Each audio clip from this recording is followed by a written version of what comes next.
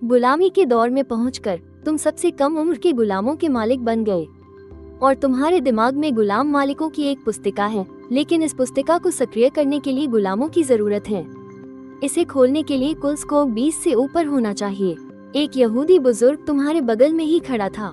उसने उसे परेशान नहीं किया, लेकिन ऐसा नहीं था कि उसमें कोई धैर्य था, खास तौर पर इस तरह के लोगों पर जो कुछ ही दिनों में शायद मर जाएंगे या कर्ज के गुलाम बन जाएंगे। चुन लिया या नहीं नौजवान, ये सभी असल में अभी से ज्यादा खूबसूरत दिखती हैं। बस तुम्हें घर जाकर उन्हें पानी से धोना होगा।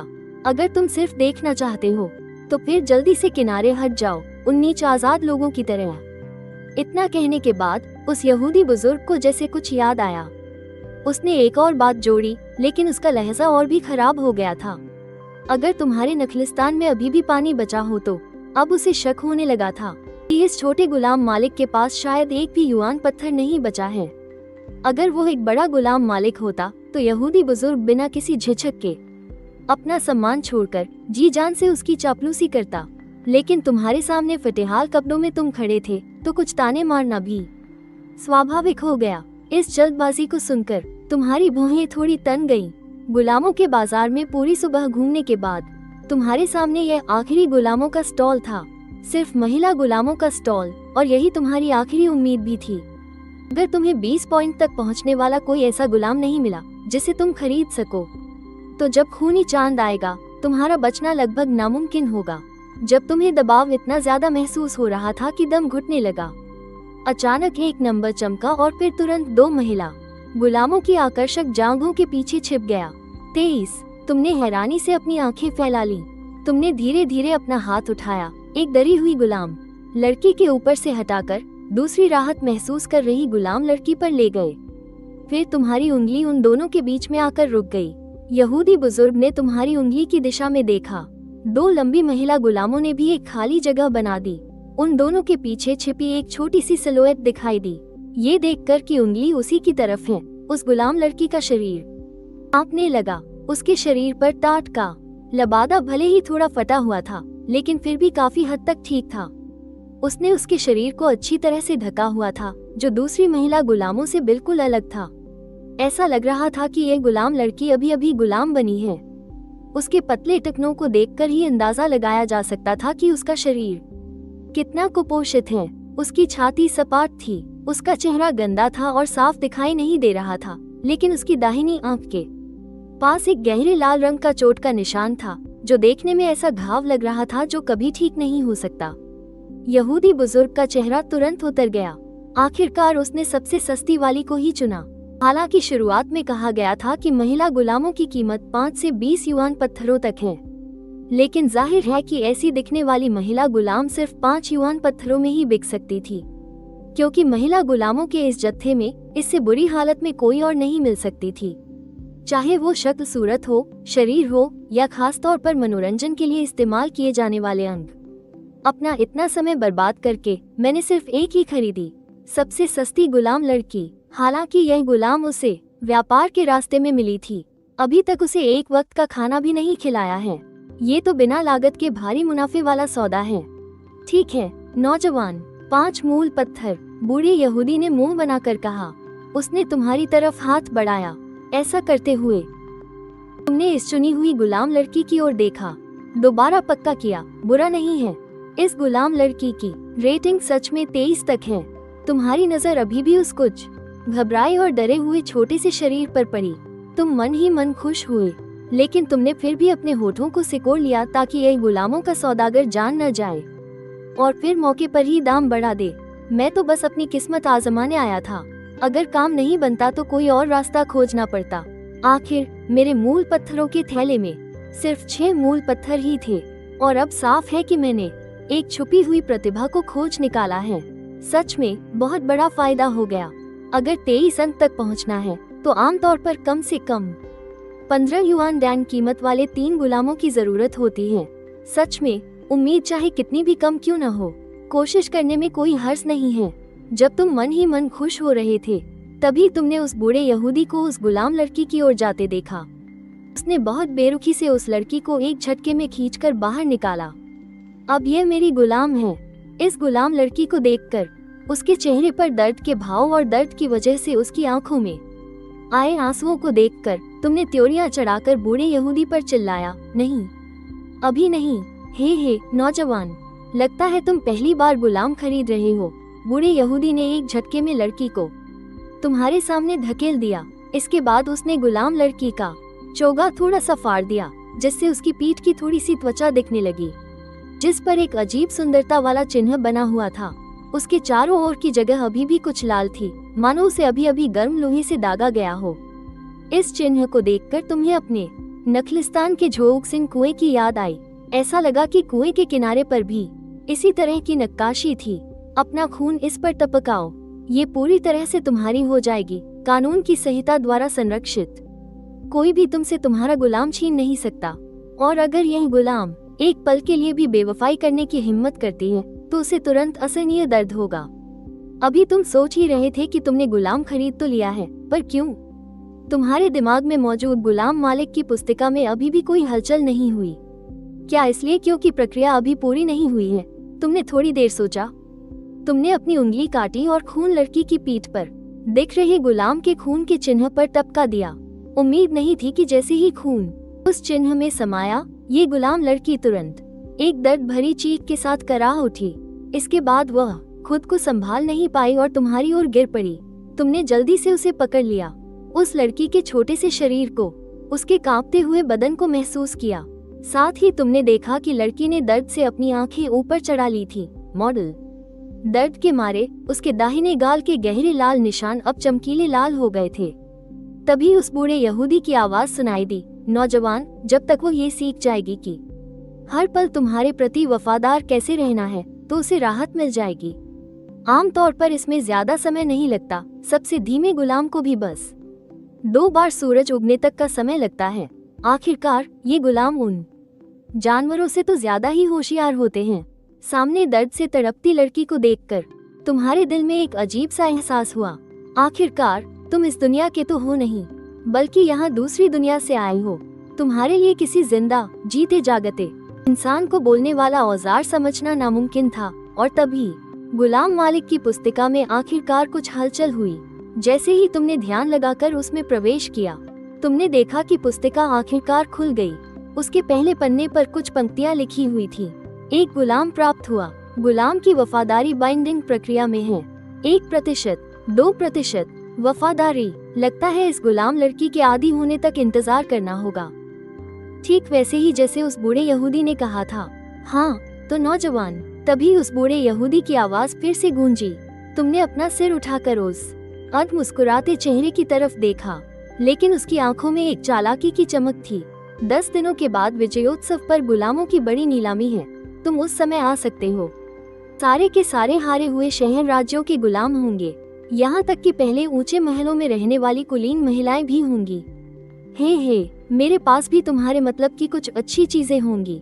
हाँ, अगर तुम उस खूनी चांद की रात से बच गए तो तुम्हें उस चीज की सख्त जरूरत पड़ेगी, थोड़ा आराम करने के लिए। इतना कहकर उस बूढ़े यहूदी ने एक कुटिल मुस्कान के साथ तुम्हारी बाहों में मौजूद मिलिया पर एक नजर डाली। वो मन ही मन हिसाब लगा रहा था कि जब ये फटेहाल कपड़ों वाला छोटा गुलाम मालिक दोबारा उसकी आंखों के सामने आएगा तो वो ऐसा क्या कहे कि यह लड़का इस सस्ती सी गुलाम लड़की के साथ मजे करने के लिए 5 युआन पत्थर निकालकर उससे 5 युआन पत्थर की बोली वाला पाउडर खरीद ले। तुम उस बूढ़े यहूदी के मन की बात समझ गए थे और तुमने उसे नजरअंदाज कर दिया। जाहिर है वो तुम्हारे युआन पत्थर से अभी और कमाना चाहता था और बाद में एक और मोटी रकम कमाने की सोच रहा था। लेकिन तुमने 10 दिन बाद होने वाली विजयोत्सव की गुलाम नीलामी की बात याद रखी। आखिरकार इस टैलेंट मार्केट के गुलाम बहुत ही साधारण थे। बाइंडिंग की धीमी गति से बढ़ती प्रगति को देखते हुए तुमने एक बार फिर अपनी नजर अपनी बाहों में मौजूद लड़की के सीने और चेहरे पर डाली। इस समय वो गुलाम लड़की दर्द के मारे होश में आ चुकी थी, लेकिन वो अभी भी अपने होंठ काट रही थी, जैसे दर्द बर्दाश्त करने की कोशिश कर रही हो। तुम्हारा नाम क्या है? तुमने कुछ देर सोचा और फिर पूछा। शायद बातचीत और एक दूसरे को समझने से तुम्हारी बाहों में मौजूद इस गुलाम लड़की के साथ बाइंडिंग की प्रक्रिया तेज हो सकती थी। लड़की की नजरें अब जाकर तुम पर टिकी। शरीर में हो रही दर्द की वजह से उसकी आवाज कांप रही थी। वह मेरा नाम मिलिया है। ठीक है मिलिया, आज से तुम मेरी गुलाम हो। जी मालिक। जैसे ही उसने तुम्हें ये सम्मानजनक उपाधि दी, मिलिया को महसूस हुआ कि उसकी पीठ पर बने गुलाम के निशान का दर्द काफी हद तक कम हो गया है। इसके बाद उसने फिर तुम्हारी तरफ देखा और धीरे से एक बार फिर मालिक कहा। हालांकि उसकी आवाज इतनी धीमी थी कि उसे सिर्फ मिलिया ही सुन सकती थी। चिलचिलाती गर्मी के कारण हवा धुंधली हो रही थी, यहाँ तक कि दूर रेत और धूल के गुबार भी मायावी ढंग से लहराने लगे थे। सूरज अब एक लाल गोले में बदल चुका था। रेत के इस विशाल समंदर के छोर पर गायब होने से पहले तुम आखिर पहुंच ही गए। तुम दो ऐसे नखलिस्तानों से गुजरे जो हरे भरे थे और गुलामों से भरे हुए थे। एक पर एक जवान विधवा का कब्जा था और दूसरा तुम्हारे लालची पड़ोसी का। आखिर तुमने देख ही लिया अपनी एक छोटी सी जमीन। इसे नखलिस्तान कहने के बजाय ये रेत के टीले से कुछ अलग नहीं था, सिवाय उस एक बीच वाले कुएं के, और वो टूटी फूटी लकड़ी की झोपड़ी और 3 रेतीले तीरंदाजे टावरों के खंडहर भी थे, जिससे पता चलता है कि इस जमीन का कोई मालिक है। और बाहरी शहर के सबसे बाहरी नखलिस्तान होने की वजह से इसकी ज्यादातर सीमा खतरनाक बड़े रेगिस्तान से मिलती है, न कि बाहरी शहर के रेगिस्तान से। आसपास नजर दौड़ाने पर तुम्हें आसानी से कुछ आवारा रेगिस्तानी भेड़िए दिख जाएंगे। ये तुम्हें फिर से रात के आने के बाद की वो खौफनाक याद दिलाता है। एक ख्याल आते ही तुमने फिर से अपने मन में वह पुरानी सी किताब का पहला पन्ना खोला। तुम्हें चिढ़कर पता चलता है कि पिछली बार देखने के मुकाबले बाइंडिंग की प्रक्रिया सिर्फ थोड़ी सी बढ़कर 69% हुई है। प्रोग्रेस बार की रफ्तार और भी धीमी होती जा रही है, कछुए की चाल जैसी। अगर ऐसा ही चलता रहा तो लगता है कि खूनी चांद से पहले ये बाइंडिंग पूरी नहीं हो पाएगी, और तुम्हें तो जल्द से जल्द स्लेव मास्टर की हैंडबुक खोलकर खूनी चांद से बचने का तरीका ढूंढना है। ऐसे तो काम नहीं चलेगा। तुमने पीछे मुड़कर मिलिया की ओर देखा कि मिलिया अब भी दर्द से अपने होंठ काट रही है। रेत पर पड़े उसके छोटे छोटे पैरों के निशान, एक गहरा और एक हल्का था। वो बहुत कमजोर लग रही थी। जाहिर है कि मिलिया का शरीर अब जवाब दे चुका है। पहले हमें सुरक्षित वापस पहुंचना होगा। तुम्हारा शरीर इस वक्त इतना थक गया है कि तुम्हारे पास सोचने के लिए दिमागी ताकत नहीं है। जब धरती की गर्म लहरें उतनी झुलसाने वाली नहीं रही, तब तुमने झोपड़ी का दरवाजा खोला। टरमुराते हुए दरवाजे के खुलने की आवाज सुनकर रोंगटे खड़े हो गए। तुम धड़ाम से उस टूटे फूटे लकड़ी के बिस्तर पर बैठ गए। हांफते हुए तुम उस बड़े से मिट्टी के मटके के पास गए जिसके घिसकर मिट चुके थे, और अपनी मशक निकाली। तुम उसमें पानी भरने ही वाले थे, लेकिन तुमने देखा कि मटका तो पहले से ही सूखा पड़ा है। तुमने फौरन आखिरी मूल पत्थर निकाला और उसे उस बीच वाले कुएं में डालने की तैयारी की, ताकि तुम अपने सूखे गले की प्यास अच्छे से बुझा सको। लेकिन कुछ देर सोचने के बाद तुमने वो मूल पत्थर वापस अंदर रख लिया। ये तुम्हारे पास बचा हुआ आखिरी मूल पत्थर था। फिलहाल इस एक मूल पत्थर को खर्च न करना ही ठीक रहेगा। तुम प्यास से मरोगे तो नहीं। इसे बचाकर रखने से शायद किसी आपात स्थिति में यह एक मूल पत्थर तुम्हारी जान बचा सकता है। फिर तुमने फैसला किया कि तुम खुद थोड़ी और तकलीफ सह लोगे, कम से कम तब तक जब तक तुम अपनी स्लेव मास्टर की हैंडबुक को पूरी तरह से खोल न लो और ज्यादा मूल पत्थर पाने का तरीका न ढूंढ लो। तुम मन ही मन बड़बड़ाए, पहले मेरे पास पैसे की कमी थी और अब यहाँ मूल पत्थरों की कमी है। मेरी तो किस्मत ही खराब है मिलिया। तभी तुम्हें एहसास हुआ कि मिलिया तो कहीं नजर नहीं आ रही है। क्या वो अंदर नहीं आए? तुम्हारा दिल घबरा गया। तुम दरवाजे के पास गए और उसे खोला। बाहर की तरफ देखने पर लकड़ी के दरवाजे से फिर से एक रोंगटे खड़े कर देने वाली चरमराहट की आवाज आई। तुम्हें मिलिया की परछाई नहीं दिखी। क्या ऐसा हो सकता है? जैसे ही मालिक के मन में कुछ बुरे ख्याल आए, तभी अचानक उसे कमरे के कोने से एक सहमी हुई आवाज सुनाई दी। तुम आवाज की दिशा में देखते हो, तब तुम्हें पता चलता है कि मिलिया इस खाली कमरे के एक कोने में दुबकी हुई थी। धूल से सना उसका शरीर उसे लगभग अंधेरे कोने में पड़ी सड़ी लकड़ी जैसा बना रहा था। मिलिया की आंखों में तुम्हारे लिए गहरा डर था, मानो उसे डर हो कि कहीं अपने पहले मालिक से डांट न पड़ जाए। तो वो छुपी हुई थी। ये देखकर तुम्हारी जान में जान आई। अभी अभी तो तुम बेकार में ही डर गए थे। डरे हुए खरगोश की तरह दीवार के कोने में दुबकी मिलिया को देखकर तुम भौहें से कोड़कर सोचने लगते हो कि आखिर ऐसा क्या किया जाए जिससे बंधन की प्रक्रिया को तेज किया जा सके। उस बूढ़े यहूदी की बातें याद करके तुम अपने दिमाग में तेजी से सोचने लगते हो। गुलाम के चिन्ह के जरिए गुलाम से मिलने वाली वफादारी असल में एक निष्क्रिय वफादारी होती है। ये दर्द के जरिए एक सजा का चक्र बनाती है, जिससे गुलाम की अपने मालिक के प्रति वफादारी एक आदत बन जाती है। तो क्या मैं सक्रिय वफादारी बढ़ाकर बंधन की प्रक्रिया को तेज कर सकता हूँ? ठीक वैसे ही जैसे किसी के प्रति स्नेह बढ़ाकर किया जाता है। मीरिया का स्नेह पाना, जैसे कि उसके सिर पर हाथ फेरना वगैरह। तुम्हें गेम खेलने के अपने पुराने अनुभव याद आने लगते हैं। इसके बाद तुम उठने की कोशिश करते हो और मीरिया के हाव भाव को ध्यान से देखते हो। तुम धीरे धीरे मीरिया के पास जाते हो और नरमी से अपना हाथ आगे बढ़ाते हो। लेकिन जब तुम डर से भरी उन आंखों को देखते हो और जब तुम्हारा हाथ एक निश्चित दूरी तक पहुंचता है, तो मीरिया अपनी किस्मत को स्वीकार करते हुए आंखें बंद कर लेती है। तुम तुरंत अपना हाथ पीछे खींच लेते हो और फिलहाल के लिए यह विचार छोड़ देते हो। जाहिर है कि सिर पर हाथ फेरने का तरीका काम नहीं करेगा और इस वक्त तुम्हें प्यास और भूख भी लगी है। ऐसी हालत में ज्यादा बातचीत करना भी मुमकिन नहीं है। हाँ, पानी तो नहीं है, लेकिन खाना है, जैसे कि आटा। और फिर से मीरिया के शरीर को देखने पर वो इतनी दुबली पतली है, लगता है उसने बहुत समय से पेट भरकर खाना नहीं खाया है। तुम उठकर लकड़ी के बक्से के पास जाते हो और मिट्टी का एक बर्तन और आटे की आधी छोटी थैली निकालते हो। तुम एक भी शब्द कहे बिना कमरे से बाहर चले जाते हो। क्या वो वैसी चीजें करने जा रहा है? मीरिया ने जोर से अपनी आंखें बंद कर लीं। उसके शरीर का हर एक हिस्सा बेचैनी से कांप रहा था। उसे अपने शहर में देखे गए वे गुलाम याद आने लगे, जिन्हें सबके सामने तड़पाया जाता था।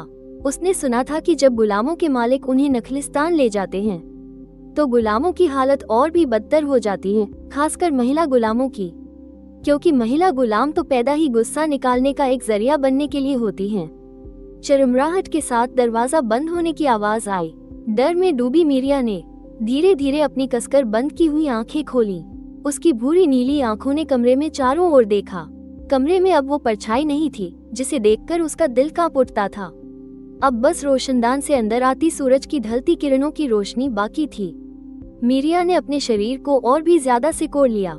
उसने अपना सिर अपने घुटनों में छिपा लिया और बेचैनी से यह सोचने लगी कि उसका मालिक वापस आकर उसके साथ क्या भयानक चीजें करेगा, जब तक कि दरवाजा खुलने की आवाज नहीं हुई। लेकिन इस बार मिलिया का दिल घबराने से पहले ही एक अच्छी गेहूं जैसी खुशबू ने उसे शांत कर दिया। उसने फिर से अपनी नीली भूरी बड़ी आंखें खोली और बड़ी चाहत से पलकें झपकाते हुए तुम्हारे हाथ में मौजूद मिट्टी के बर्तन को देखने लगी। वो अपनी लार घूटने से खुद को रोक नहीं पाई, बहुत ही सावधानी से, ताकि उसके घूटने की आवाज सुनाई न दे जाए और मालिक को ये पता न चल जाए कि एक गुलाम होने के नाते उसके मन में ऐसे ख्याल आ रहे हैं जो नहीं आने चाहिए और बदले में उसे कोड़ों की मार खानी पड़े। आखिरकार ये तैयार हो गया। तुमने खाने का वो सामान उठाया जो इस दुनिया में असल में मौजूद नहीं था। सूखी लकड़ी से बनी 2 डंडियां। तुमने उन डंडियों को मिट्टी के बर्तन में मौजूद रेत में डालकर खोजना शुरू किया। जल्द ही तुमने एक रोटी निकाली जो एक तरफ से जलकर काली और दूसरी तरफ से सुनहरी भूरी हो गई थी। ये रेत की रोटी थी जिसे रेगिस्तान में पकाने के एक खास तरीके से बनाया गया था। यकीनन ज्यादातर गुलामों के मालिकों और यहाँ तक कि आजाद लोगों की नजरों में भी ये रेत की रोटी बहुत ही बुरी तरह से बनी हुई दिख रही थी, लेकिन तुम्हारी नजरों में ये तुमने खुद बनाई थी। इसमें तुम्हारी मेहनत का फल था, इसलिए तुम जैसे भी देख रहे थे तुम्हें ये पसंद आ रही थी। तुमने सारी रेत की रोटियों को रेत से बाहर निकाला, जो थोड़ी बेहतर थी उन्हें पहली मिट्टी की थाली में रखा और जो उतनी अच्छी नहीं थी उन्हें दूसरी मिट्टी की थाली में रख दिया। फिर तुमने पहली थाली मिलिया की आंखों के सामने रख दी। तुम्हें भूख लगी है ना? ये तुम्हारा रात का खाना है। मिलिया ने हैरानी से उस थाली में रखी रेत की रोटी को देखा जो उसे दी जा रही थी। उसने अनजाने में अपनी छोटी जबान निकालकर अपने सूखे होठों को चाटा। तुरंत ही उसके छोटे से चेहरे पर हैरानी के भाव आ गए। तो बिना रोए भी खाना मिल सकता है, और वो भी आजाद लोगों का खाना। उसे वे दिन याद आ गए जब उसे उस बूढ़े यहूदी ने उठाया था। हर बार जब बाकी गुलाम लड़कियां जोर जोर से रोना शुरू करती थी, तभी वो बूढ़ा यहूदी चिढ़कर उन्हें रेत के गोले खिलाता था। वे रेत, चोकर और कुछ चिपचिपे सड़े हुए मांस को मिलाकर बनाई गई चीजें थीं। मेरा मालिक सच में बहुत दयालु है, लेकिन क्या मालिक सच में इतना दयालु हो सकता है? अपने सामने रेत की रोटी देखकर भी मिलिया उसे उठाने की हिम्मत नहीं कर पा रही थी। लेकिन उसकी पीठ का दर्द और बढ़ गया। गुलामों का दूसरा नियम, गुलाम को अपने मालिक के हर हुक्म का पालन करना होगा, जब तक कि वह हुक्म गुलामों के पहले नियम के खिलाफ न हो। भले ही मिलिया का दिल अभी भी बेचैनी से भरा हुआ था, लेकिन गुलामी के निशान से होने वाले तेज दर्द से बचने के लिए उसने हिम्मत करके अपना हाथ रेत की रोटी की तरफ बढ़ाया। पहली बार वो अभी भी बहुत सहमी हुई थी, लेकिन रेत की रोटी के स्वाद ने मिलिया के शरीर की जरूरत को पूरी तरह से जगा दिया। कुछ देर के लिए वो अपनी बेचैनी और डर को भूल गई और तेजी से खाने लगी। जैसे जैसे मिलिया रेत की रोटी खा रही थी, तुम्हारे भावहीन चेहरे पर भी एक खुशी की लहर दौड़ गई। जैसा सोचा था, मेरा अंदाजा बिल्कुल सही था। बाइंडिंग प्रोग्रेस एक ही पल में 69% से 91% पर पहुंच गई। जब दोबारा मिलिया पर नजर डाली तो देखा कि प्लेट में आटे का एक दाना भी नहीं बचा था। तुम और खाओगी? तुमने नर्म आवाज में कहा। साथ ही तुम ये भी देख सकते थे कि मिलिया अब पहले की तरह तुमसे डर नहीं रही थी। कम से कम उसका शरीर अब कांप तो नहीं रहा था। मिलिया ने अपनी पलकें झपकाई, फिर अपना सिर हिलाया। शुक्रिया आपका, दयालु मालिक। ये सुनकर तुमने ध्यान दिया कि मिलिया का छोटा सा पेट फूलकर गोल हो गया था। इस समय तुमने अपना हाथ फिर से उठाया और एक बार फिर उसे छूने की कोशिश की। इस बार मिलिया बस थोड़ा सा ही पीछे हटी। तुम्हारे बड़े हाथ से सहलाए जाने के अगले ही पल उसके दिल में न जाने क्यों एक सुकून का एहसास हुआ। मालिक का हाथ कितना मुलायम है, यहाँ तक कि उसका छोटा सा सिर अनजाने में तुम्हारे मुलायम बड़े हाथ के और करीब आने लगा।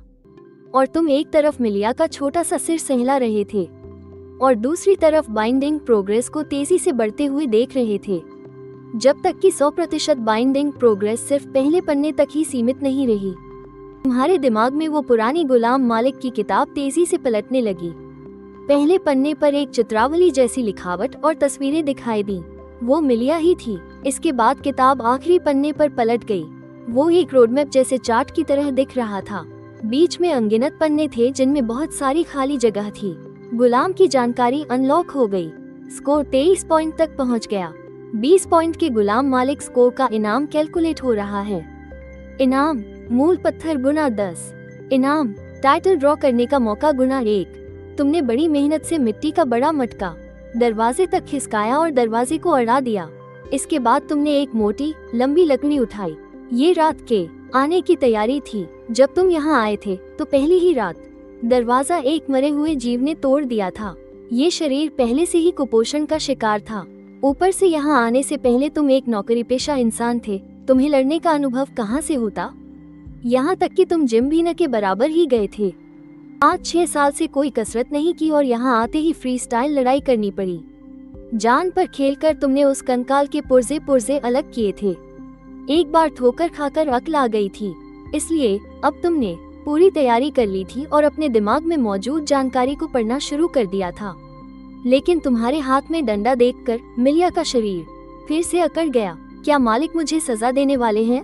उस डंडे को देखते हुए मिलिया का चेहरा चिंता से भर गया। वो पहले ही कल्पना करने लगी थी कि वो डंडा उसके शरीर पर पड़ेगा तो कितना दर्द होगा। यहाँ तक कि यह सजा देने का कोई और भी क्रूर तरीका हो सकता था। वो डंडे को घूरती रही जब तक कि तुमने उसे पास की मेज पर नहीं रख दिया। तब जाकर मिलिया ने राहत की सांस ली। और जैसे जैसे समय बीतता गया, मिलिया ने देखा कि तुम वैसे नहीं थे जैसा उसने सोचा था कि तुम उसे सताओगे। मालिक तो बचाव की तैयारी कर रहे हैं। रात में आने वाले उन मरे हुए जीवों से इस समय उसकी समझ ने डरपोकपन से पैदा हुए खौफ पर काबू पा लिया। मिलिया ने तुम्हारे अभी के बर्ताव के बारे में सोचा। मॉडल अचानक उसे समझ में आया, मालिक एक दयालु मालिक हैं। मुझे आजाद लोगों का खाना दिया। तुम्हें गलत समझने की वजह से पैदा हुआ अपराध बोध अचानक मिलिया के दिल में भर गया। जब मिलिया ने चुपके से दोबारा तुम्हारी तरफ देखा तो उसकी भूरी नीली आंखों से डर लगभग गायब हो चुका था। उसी समय मिलिया के गाइड स्कोर का नंबर अचानक बदल गया, लेकिन तुमने ध्यान नहीं दिया क्योंकि तुम देख रहे थे आखिरी पन्ने पर इनाम का हिसाब पूरे ध्यान से। तुम उपाधि के ड्रॉ का इंतजार कर रहे थे। पन्ने पर एक रूलेट व्हील दिखाई दिया। तुम ओरिजिनल स्टोन्स के अलावा मिले इनाम का इस्तेमाल कर रहे थे। उपाधि निकालने का मौका। तुमने तेजी से घूमते पहिए को धीरे धीरे धीमा होते देखा और उस पर साफ साफ लिखा हुआ भी देखा, वासना सीरीज की उपाधि, फिजूल खर्ची सीरीज की उपाधि। नरसंहार सीरीज की उपाधि और विजय सीरीज की उपाधि। इन उपाधियों के नामों को देखकर तुम कंफ्यूज हो गए, लेकिन उपाधि निकालने का मौका सिर्फ एक बार नहीं मिलना था, इसलिए तुम्हें किसी के छूट जाने का डर नहीं था। तुम बस उम्मीद कर रहे थे कि तुम्हें कोई ऐसी उपाधि मिले जो ब्लड मून से निपटने में तुम्हारी मदद करे। पहिए की रफ्तार और धीमी होती गई और आखिरकार वो फिजूल खर्ची सीरीज की उपाधि पर आकर रुका। पीले पड़ चुके कागज पर दोबारा शब्द उभर आए। उपाधि हासिल हुई, किफायती गुलामों का मालिक। फिजूल खर्ची सीरीज की उपाधि असल में किफायती गुलामों का मालिक से शुरू होती है। इसका क्या मतलब है? उपाधि किफायती गुलामों का मालिक। विशेषताएं, एक खास सहयोग की जरूरत है।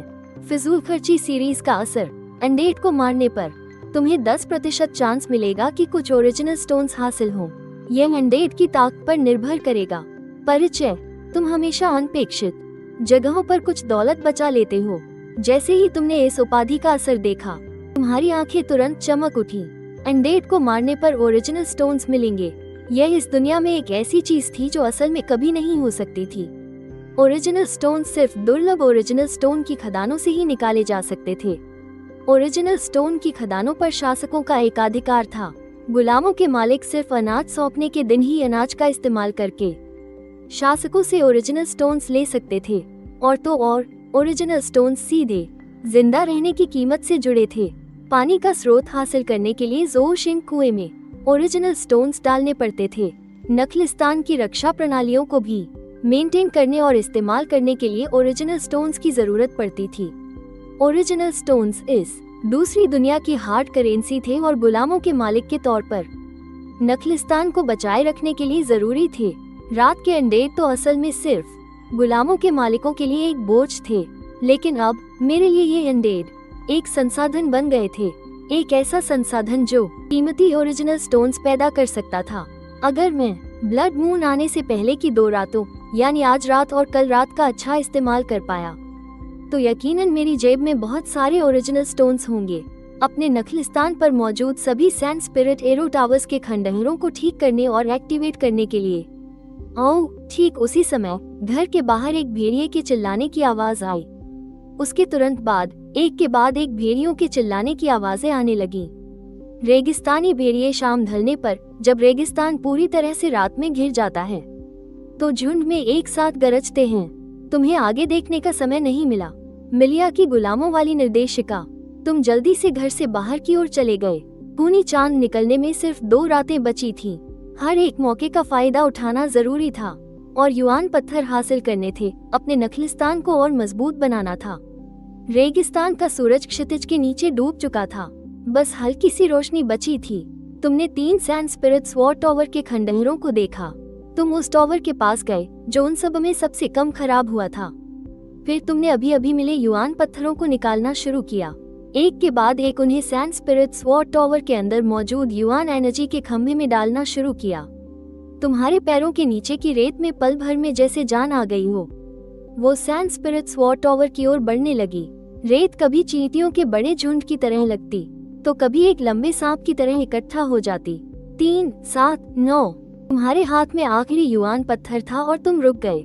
सैंड स्पिरिट्स वॉर टावर की मरम्मत के लिए वो कितना खराब हुआ है, उस हिसाब से 1 से लेकर 20 युआन पत्थर तक लग सकते थे। तुमने तो वो सैंड स्पिरिट्स वॉर टावर चुना था जो सबसे कम खराब हुआ था। वो इतना भी ज्यादा खराब नहीं हुआ होगा, है ना? तुम्हारा दिल धक से रह गया, लेकिन अब पीछे हटने का कोई रास्ता नहीं था। तुमने आखिरी युआन पत्थर भी अंदर डाल दिया। तुम घबराई हुई नजरों से देख रहे थे कि तभी सरसराहट की आवाजें गूंजने लगीं। बहुत सारी रेत समुद्र की लहरों की तरह उमड़ पड़ी। सैंड स्पिरिट्स वॉर टावर अचानक 3 मीटर से भी ज्यादा ऊंचा हो गया। विशाल सैंड स्पिरिट्स वॉर टावर अब पहले के खंडहरों की तरह धुंधला नहीं था, बल्कि ये तेज कोनों वाला एक त्रिकोणीय प्रिज्म बन गया था। सबसे ऊपर एक सफेद रोशनी का गोला बन गया। वो घनी अंधेरी रात में बहुत चमक रहा था, बिल्कुल युआन पत्थर की तरह नीले रंग का। रोशनी ने साफ घुमावदार लकीरें बनाई जो ऊपर से नीचे की ओर तेजी से फैली। तभी ढलते सूरज की आखिरी रोशनी भी पूरी तरह से गायब हो गई। एक अजीब से अंधेरे ने घेर लिया था रेगिस्तान के हर कोने को। तुम्हें दूर से आवाज सुनाई दी। कुछ रेत से बाहर निकल रहा था। एक सफेद कंकाल वो रेगिस्तान में बिना किसी मकसद के इधर उधर घूम रहा था। ये तो रेंज में है, हमला क्यों नहीं कर रहा? तुम्हें अपनी यादों के टुकड़ों से अंदाजा था कि सैंड स्पिरिट एरो टॉवर की हमला करने की रेंज कितनी है, लेकिन जैसा तुमने सोचा था वैसा कुछ नहीं हुआ। सैंड स्पिरिट एरो टॉवर ने उस मरे हुए पर अपने आप हमला नहीं किया, और तभी एक और कंकाल जमीन से बाहर निकला। उसने तुम्हें लकड़ी के घर के बाहर खुले में देख लिया और साथ ही कटकटाने लगा। कटकटाने की आवाज, हड्डियों के कांपने की आवाज। ये मरे हुए लोग हैं। अपने साथियों को बुलाने का तरीका। पहले वाले कंकाल ने साफ तौर पर अपने साथी की पुकार सुन ली थी। उसने जल्दी से तुम पर निशाना साध लिया। उन दोनों को धीरे धीरे अपनी ओर आता देख तुम्हारे रोंगटे खड़े हो गए, लेकिन तुमने सीधे हार नहीं मानी, बल्कि तुम पूरी जान लगाकर सोचने लगे कि आखिर गड़बड़ कहाँ हुई। तुम्हारे माथे पर पड़ी सिलवटें आखिरकार मिट गईं। जब तुम यहाँ आए थे तो सारे सैंड स्पिरिट स्वॉर्ड टॉवर पहले से ही टूटे हुए थे। उसने खुद भी इसे कभी इस्तेमाल नहीं किया था। आखिरकार उसे अपनी यादों के टुकड़ों में वो हिस्सा मिल गया जिसे वो भूल गया था, जिसका इस्तेमाल सैंड स्पिरिट स्वॉर्ड टॉवर को शुरू करने के लिए होता है। उसे एक ओरिजिन स्टोन की भी जरूरत थी और उसके पास एक था। तुमने फौरन वो ओरिजिन स्टोन निकाला, अभी कुछ देर पहले ही। तुमने अपनी प्यास को रोककर इसे बचाया था। अब ये बहुत काम आ रहा था। मालिक, जल्दी वापस आ जाइए, आप मारे जाएंगे। तुम जैसे ही एक ओरिजिन स्टोन ओबेलिस्क कप में डालने वाले थे कि तभी तुम्हें अपने पीछे से एक घबराई हुई आवाज सुनाई दी, जिसमें एक तरह की मिन्नत भी थी। तुमने मुड़कर देखा तो वो मिरिया थी। वो लकड़ी के घर से भागकर बाहर आ गई थी और तुम्हारे कपड़ों का कोना पकड़कर खींच रही थी। तुमने सोचा नहीं था कि मिरिया तुम्हें वापस बुलाने के लिए बाहर भागकर आ जाएगी। तुमने ओरिजिन स्टोन को उसमें डाला और मिरिया को गोद में उठाकर जल्दी से लकड़ी के घर की तरफ भागे। उसी समय सैंड स्पिरिट स्वॉर्ड टॉवर में अचानक जान आ गई और सफेद रोशनी का गोला और भी ज्यादा चमकने लगा। चार्ज होने की आवाज के बाद टॉवर पर रेत की एक तलवार बनी। वो तेजी से बाहर निकली। जैसे ही तुमने दरवाजा बंद किया, तुम्हें हड्डियां टूटने की आवाज सुनाई दी। तुम मेज पर चढ़ गए और ऊपर के वेंटिलेशन होल से तुमने दूसरे कंकाल को देखा। उसे भी वार करके टुकड़े टुकड़े कर दिया गया था। लेकिन रेगिस्तान की रात में कंकालों की कमी नहीं होती। वो लगातार रेत से बाहर निकल रहे थे और सैंड स्पिरिट स्वॉर्ड टॉवर लगातार चार्ज होकर हमला करने का काम दोहरा रहा था। तुम्हारे होठों पर हल्की सी मुस्कान आ गई। इस पल तुम्हारी नजरों में कंकाल अब वैसे नहीं थे जैसे पहले हुआ करते थे, जिन्हें देखकर तुम्हारे रोंगटे खड़े हो जाते थे, बल्कि तुम्हें एक अपनेपन का एहसास हो रहा था, खासकर उनकी बर्फ जैसी सफेद पतली जांघों को एक के बाद एक हिलते हुए सैंड स्पिरिट स्वॉर्ड टॉवर की तरफ आते हुए देखना बहुत प्यारा लग रहा था। ये कंकाल कहाँ थे? ये तो साफ साफ चलते फिरते ओरिजिन स्टोन थे। शुक्रिया मिरिया, तुम लकड़ी की मेज से नीचे कूदे और अपने हाथों पर लगी रेत को झाड़ा। तुम्हारा मूड बहुत अच्छा था। साथ ही तुमने मेज के पास खड़ी मिरिया को देखकर हल्की सी मुस्कान के साथ कहा, शुक्रिया। ये दो शब्द सुनकर, और वो भी अपने लिए। मिरिया को अपने कानों पर यकीन नहीं हुआ। उसने तेजी से नजर उठाकर तुम्हें एक पल के लिए देखा और फिर फौरन अपना सिर नीचे झुका लिया। ये तो मिरिया का फर्ज है मालिक। एक पल के लिए मिरिया को कुछ समझ नहीं आया। उसे लगा जैसे वो अब भी पहले की तरह एक आजाद इंसान है, लेकिन अब वो एक गुलाम थी। एक गुलाम को भला कैसे मिल सकता है अपने मालिक से शुक्रिया? कहीं ऐसा तो नहीं कि उसने असल में कुछ गलत कर दिया है और मालिक जानबूझकर ऐसा कह रहे हैं ताकि वो उसे सजा दे सके?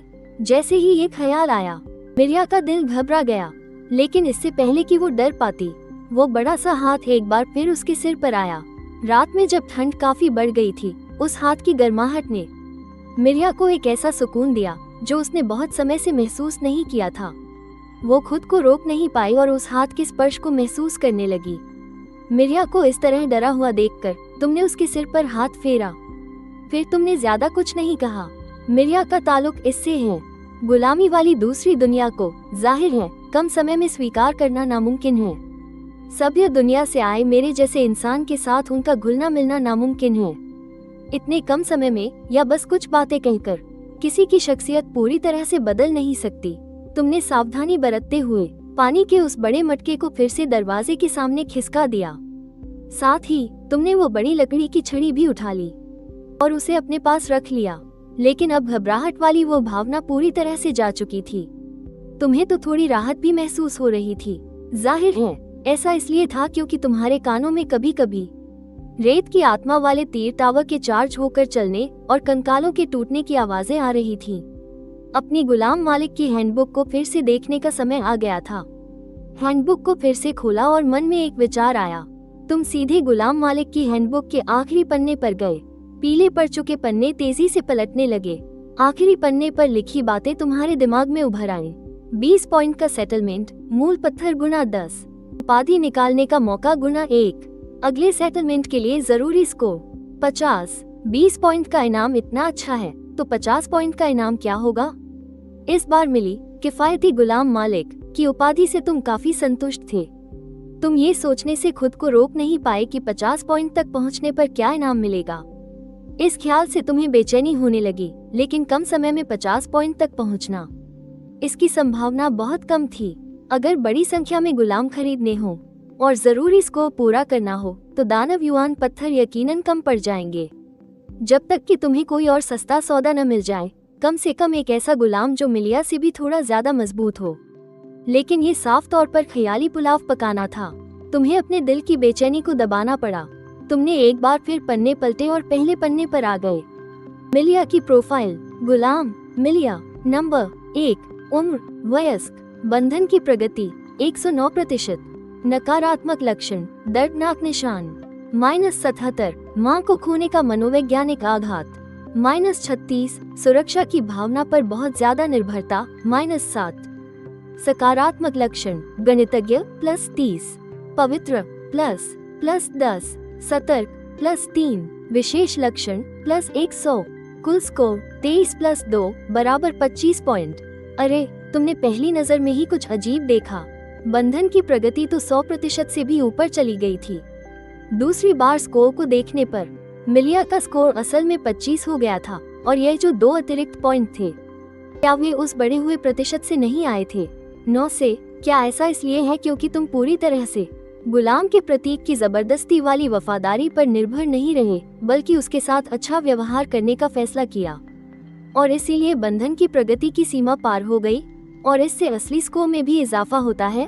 प्रोफाइल को फिर से ध्यान से देखने पर जब तुम समझ गए, तो तुम्हें तुरंत दिल में एक बात का एहसास हुआ। मिलिया को खरीदना सिर्फ एक सस्ता सौदा नहीं था, बल्कि यह तो ऐसा था जैसे तुम्हारी किस्मत एक बार फिर चमक गई हो। हालांकि मिलिया का मौजूदा स्कोर सिर्फ 23 पॉइंट है, लेकिन इन नकारात्मक लक्षणों को हटाया जा सकता है, और अगर सकारात्मक लक्षणों को थोड़ा सिखाया पढ़ाया जाए तो उन्हें भी साफ तौर पर बढ़ाया जा सकता है। अगर सारे नकारात्मक लक्षणों को हटा दिया जाए तो मिलिया का बेसिक स्कोर हैरान कर देने वाले 143 पर पहुंच जाएगा, और बॉन्डिंग बोनस के साथ साथ जोड़ी जा सकने वाली पॉजिटिव एंट्रीज को भी गिने तो इसकी तो कोई सीमा ही नहीं है। बस ये स्पेशल एंट्री, यह आखिर है क्या भला? समझ नहीं आ रहा कि कैसे इसने पूरे 100 पॉइंट जोड़ दिए। शायद तुम्हारी उलझन को महसूस करके गाइड के बाईं ओर खाली जगह पर अचानक एक लाइन लिखी हुई दिखाई दी। उसमें इसका मतलब समझाया गया था। एंट्री का परिचय कोई नहीं जानता कि यह क्या है, यहाँ तक कि मिलिया खुद भी नहीं, लेकिन आखिरकार यह मौजूद है। ठीक वैसे ही जैसे रेत के समंदर के नीचे वो 2 आंखें हैं। सास, तुम इस लिखे हुए परिचय को देखते हो। यह न सिर्फ एक पहेली है, दुनिया के मामले एक टॉवर की तरह है। सोच सबसे ऊपर है। न जाने क्यों ये थोड़ा डरावना भी लग रहा है। दोबारा गाइड की तरफ देखने पर मन का उत्साह भी धीरे धीरे शांत हो गया। नेगेटिव एंट्रीज में निशान को ठीक करने का कोई सुराग नहीं था, और मिलिया की खोई हुई माँ भी थी। अगर वो मरी नहीं है तो उसे ढूंढना भी जैसे भूसे के ढेर में सुई ढूंढना। फिलहाल सिर्फ एक ही चीज हल होती दिख रही है, वो है सुरक्षा के लिए बहुत ज्यादा निर्भरता वाली एंट्री। लेकिन ये काफी नहीं है। 50 पॉइंट तक पहुंचने के लिए मुझे अभी भी नई पॉजिटिव एंट्रीज जोड़नी होंगी, यानी मुझे मिलिया को कुछ नया सिखाना होगा। पर क्या सिखाऊं? तुमने आधी मोमबत्ती बुझा दी। इस जंगली युग की रात में बिस्तर पर लेटना ही सबसे अच्छा विकल्प है। कम से कम इससे और ज्यादा ताकत बर्बाद नहीं होगी, और नहीं और ज्यादा प्यास लगेगी। रात की ठंड तुम्हारे दिमाग को काफी साफ रखती है। तुम एक पल के लिए भी रुके बिना सोचते रहते हो कि मिलिया को क्या सिखाया जाए ताकि जल्दी से रेटिंग 50 तक पहुंच सके और अगला सेटलमेंट इनाम अनलॉक हो सके। अगर मैं ब्लड मून के दौरान अगला इनाम हासिल कर सका तो शायद मुझे मिलने वाला इनाम बहुत ज्यादा बढ़ जाएगा। गणित, फिजिक्स या फिजियोलॉजी, ये सब मिलिया के सीखने के लिए सही नहीं लगते। भले ही उसके पास जल्दी सीखने वाली की एंट्री है, जो साबित करता है कि मिलिया बिल्कुल भी बेवकूफ नहीं है और शायद बहुत होशियार भी है। लेकिन ये कोई एक रात में होने वाला काम नहीं है, खास तौर पर इस युग में जहाँ पाइथागोरस थ्योरम भी अभी तक नहीं आया है। हाँ, तुमने ठंडी हवा में सांस छोड़ी, तुमने अपने ऊपर पड़ा घटिया सन का कंबल और कसकर लपेट लिया। इससे तुम्हें फिर से अपनी पुरानी रुई की रजाई याद आ गई। उसे ओढ़ना कितना आरामदायक और गर्म होता था। घर के बाहर से लगातार एविल स्पिरिट सो टॉवर के चार्ज होने की आवाज आ रही थी, लेकिन तुम्हें एक कटकटाने की आवाज भी सुनाई दी। ऐसा लग रहा था जैसे दांत आपस में टकरा रहे हों। तुम्हारे दिल में अभी थोड़ी घबराहट हुई ही थी, लेकिन जब पता चला कि यह आवाज कहाँ से आ रही है तो देखा कि मिलिया ठंड से कांप रही थी। उसके दांत आपस में टकरा रहे थे। मैं अभी अभी कुछ ज्यादा ही ध्यान में डूबा हुआ था कि मैं तो उसे भूल ही गया था। मिलिया, यहाँ आओ, हम साथ में सोएंगे। तुमने कोने में सिकुड़ी हुई मिलिया की तरफ हाथ हिलाकर इशारा किया। मिलिया ने अपनी आंखें खोली। घर के बाहर से आ रही चांदनी में उसकी पुतलियां चमक उठी। सच में मालिक, बिल्कुल, और आगे से तुम हमेशा मेरे साथ इस गर्म कंबल में रह सकती हो, वरना तुम यकीनन ठंड से मर जाओगी, इस डर से कि मिलिया पास आने की हिम्मत नहीं करेगी। तुमने जहाँ तक हो सके नर्म आवाज में कहा। असल में मिलिया मना कर ही नहीं सकती थी, सिर्फ इसलिए नहीं कि उसे वाकई में बहुत ठंड लग रही थी, बल्कि उसे तो धुंधलके में भी अपनी माँ का वो नर्म चेहरा दिखाई दे रहा था, और इसलिए भी क्योंकि तुम्हारी यह बात सुनने के बाद अगर वो कहना नहीं मानती तो वो न सिर्फ गुलामों के दूसरे नियम को तोड़ती बल्कि गुलामों के तीसरे नियम को भी तोड़ती। पहले और दूसरे नियम को तोड़े बिना मालिक की जायदाद होने के नाते गुलाम को अपनी हिफाजत करनी ही होगी। रेगिस्तान में रात को बाहर का तापमान 0 से 20 डिग्री नीचे तक चला जाता है। हालांकि पर्दे वाली दीवार की वजह से रुकावट थी, फिर भी घर के अंदर का तापमान 0 से काफी नीचे चला जाता था। अपनी पिछली लापरवाही के बारे में सोचकर तुमने उसे याद दिलाने के लिए फिर से कहा, आगे से अगर मैं तुम्हें बताना भूल भी जाऊं तो भी तुम्हें यहाँ आना होगा, बिस्तर पर इस गर्म जगह पर, समझी? मैं समझ गई मालिक। अंधेरे में तुम मिलिया का चेहरा नहीं देख पा रहे थे, तुम बस महसूस कर सकते थे कि वो छोटा सा शरीर धीरे धीरे पास आ रहा है।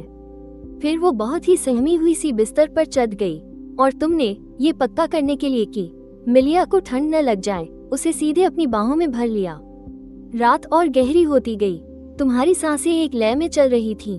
तुम गहरी नींद में सो चुके थे, लेकिन तुम्हारी बाहों में सिमटी मिलिया अभी भी आंखें खोले हवा आने वाली उस तंग जगह को देख रही थी जिसके बाहर चमचमाते सितारे थे। मालिक सच में एक रहमदिल मालिक हैं। उसे अचानक गुलामों के काफिले में बिताए अपने दिन याद आ गए। उसके दिल में एक बार फिर डर की लहर दौड़ गई। मिलिया चुपके से तुम्हारी बाहों में और सिमट गई। जब उसे यकीन हो गया कि तुमने अपनी नींद नहीं तोड़ी है, तब जाकर उसने राहत की सांस ली। अगर माँ जीत के त्योहार वाली गुलामों की नीलामी में होती तो पता नहीं मालिक रहम दिखाकर माँ को भी खरीद लेते या नहीं। मिलिया की आंखों में उम्मीद की एक झलक दिखाई दी। तुम्हारी बाहों की गर्माहट को महसूस करते हुए और इस पल की अनमोल सुरक्षा का मजा लेते हुए उसने धीरे धीरे अपनी आंखें बंद कर लीं। और उसी वक्त नींद में सोए हुए तुम्हारे दिमाग में किताब के पन्ने एक बार फिर पलटने लगे। जब सुबह की पहली किरण तुम्हारे चेहरे पर पड़ी तो तुमने अपनी आंखें खोल दी। ऐसा कैसे लग रहा है कि आंखें बंद की, खोली और दिन निकल आया। इस तरह की गहरी नींद पिछली बार शायद किंडरगार्टन में ही आई थी। शायद जब से मैं इस मनहूस जगह पर आया हूँ मेरा दिमाग हमेशा बहुत तनाव में रहा है। बड़ी मुश्किल से एक रात की चैन की नींद सो पाया। तुमने अभी भी सो रही मिलिया को नहीं जगाया और तुम खुद ही बिस्तर से उतर गए। रेगिस्तान की सुबह अभी भी ठंडी थी। सांस लेने पर भी मुंह से भाप निकल रही थी। तुमने लकड़ी के बक्से से एक बड़ा फटा पुराना कंबल निकाला और ठंड से बचने के लिए उसे अपने ऊपर ओढ़ लिया। इसके बाद ही तुमने पानी का बड़ा टैंक हटाया और दरवाजे से बाहर निकल गए। सुबह की पहली किरणें आसमान में फैल रही थी। विशाल रेगिस्तान के आखिर में हल्की पीली रोशनी मक्खन जैसी लग रही थी। सुर्ख लाल रंग आग की लपटों जैसा और गहरा नीला रंग किसी खाई जैसा लग रहा था। तीनों रंग आपस में घुल मिल रहे थे। घर के बाहर के मंजर को देखकर लगा एक रात बाद हर तरफ तबाही का मंजर था। तुम्हारे होठों पर मुस्कुराहट आ ही गई। जिसका केंद्र था तुम्हारे ही हाथों सक्रिय किया गया रेत प्रेत तलवार टॉवर। रेत के बड़े से मैदान में हर तरफ सफेद कंकाल बिखरे पड़े थे। जहां तक नजर जा रही थी सिर्फ तबाही थी। मूल पत्थरों के उत्पादन की दर 10% थी। इससे मुझे कितने सारे मूल पत्थर मिल सकते हैं? मैं एक एक करके उन्हें उठाने ही वाला था कि मूल पत्थर उठाते हुए मेरी नजर अचानक किसी पर पड़ी। एक साया दूर रेत के टीले पर खड़ा था और मुझे ही देख रहा था। तुम तुरंत पलटे और जालिमो नखलिस्तान की तरफ देखा। दूर उस रेत के टीले पर खड़ा शख्स और कोई नहीं बल्कि गुलामों का मालिक, जालिमों का बेटा रूलर था। ये फिर आ गया, ये सोचकर तुम्हारे चेहरे पर शिकन आ गई। मैं तो भूल ही गया था। ये लड़का तो रोज यहाँ आता है मेरे नखलिस्तान के किनारे जासूसी करने, और जहाँ तक जासूसी करने की बात है तो वो ये देखने आता है कि मैं मर गया हूँ या नहीं। बेशक उसका मकसद अच्छे मन से मेरी लाश उठाना नहीं है, बल्कि मेरे नखलिस्तान पर मौजूद रेत प्रेत तलवार टॉवर है। और साफ साफ कहूँ तो रेत प्रेत तलवार टॉवर के अंदर मौजूद युआन ऊर्जा का स्तंभ। शहर के दायरे में रहने वाला हर इंसान कानून संहिता की शक्ति से बंधा हुआ है। ये प्रथागत कानून जैसा नहीं है जो एक अलिखित कानून है और मुंह जबानी बातों पर चलता है जिसे सब आपसी सहमति से बनाए रखते हैं, और न ही यह पत्थर की शिलाओं पर खुदा हुआ कोई सामाजिक अनुबंध है, बल्कि यह एक असल में मौजूद रहस्यमयी शक्ति है। कानून संहिता का उल्लंघन करने पर उस रहस्यमयी शक्ति से सजा मिलती है। कुछ सजाएं उस दर्द की तरह होती हैं जो गुलामों को गुलामों वाले निशान से मिलता है, और कुछ सजाओं का मतलब है मौत, जैसे बिना इजाजत किसी और के नखलिस्तान में घुसना। ऐसा करने पर उसे असहनीय पीड़ा झेलनी पड़ती है जो वहां से निकलने के बाद ही खत्म होती है। या फिर शहर के दायरे में किसी का खून करना। ऐसा करने पर कातिल को जबरदस्त दर्द रोक देगा। गुलामों के मालिकों के पास नखलिस्तान होने की वजह से उन्हें कानून संहिता से ज्यादा अधिकार मिलते हैं, जबकि आजाद नागरिकों को अधिकार और सजा दोनों मिलती है, और गुलामों को कोई अधिकार नहीं मिलता। साथ ही उन्हें गुलामों के नियम भी मानने पड़ते हैं। यहाँ तक कि रेगिस्तान में भी वे इन नियमों से बंधे होते हैं। ये कहा जा सकता है कि कानून संहिता के संरक्षण में गुलामों के मालिक अपने नखलिस्तान में पूरी तरह से सुरक्षित होते हैं, जब तक कि गुलामों का मालिक किसी प्रेतात्मा के हाथों न मारा जाए या किसी और वजह से न मर जाए। उस पल नखलिस्तान लावारिस हो जाता है, और जब तक शहर से लोग नखलिस्तान का मालिकाना हक वापस लेने नहीं आते तब तक वो एक खाली नखलिस्तान बन जाता है। उस पर से कानून संहिता का संरक्षण हट जाता है और कोई भी बाहरी उस पर हमला कर सकता है। मेरे पास कुछ भी नहीं है। इस समय मेरे लिए सबसे कीमती चीज है रेत प्रेत तलवार टॉवर का युआन ऊर्जा स्तंभ। पहले इस शरीर के मालिक के पिता ने ही ऊंची कीमत पर ये 3 युआन ऊर्जा स्तंभ खरीदे थे। ढेर सारे कर्ज की एक वजह ये भी थी, आजकल तो बाजार में युआन ऊर्जा स्तंभ मिलना नामुमकिन है। रेत के टीले पर खड़े रूलर के उस मोटे शरीर को देखकर तुम्हारे मन में अब पहले की तरह गुस्सा नहीं था, बल्कि तुम्हें ये सब मजाकिया लग रहा था। अभी भी यह बेवकूफ उम्मीद लगाए बैठा है कि मैं मर जाऊंगा, लेकिन अब ऐसा होना नामुमकिन था। तुम रूलर को नजरअंदाज करके कंकालों के बीच मूल पत्थर ढूंढने जाने ही वाले थे, लेकिन तुमने जैसे ही एक कदम बढ़ाया तुम रुक गए। हालांकि आमतौर पर गुलामों के मालिक अपने गुलामों को रात के मरे हुए शरीरों को समेटना, लेकिन आखिरकार में मूल पत्थरों को उठाने का काम अभी लूले पास से ही देख रहा है। उसे आसानी से पता चल जाएगा कि मेरे साथ कुछ गड़बड़ है। मरे हुओं को मारकर मूल पत्थर हासिल करना, ये बात दुनिया को हिलाकर रख देगी। अगर यह बात सच में फैल गई तो ये सोचना भी मुश्किल है कि इसका क्या असर होगा। बेहतर है कि थोड़ा और इंतजार कर लूं। वैसे भी मूल पत्थर वही हैं, उन कंकालों के अवशेषों में। बस रेत से ढकने से पहले उन्हें उठाना काफी होगा। इसके बाद तुम एक साफ दिखने वाली जगह पर थोड़ी देर घूमे ताकि लूले तुम्हें देख सके, और फिर लकड़ी की झोपड़ी में वापस चले गए।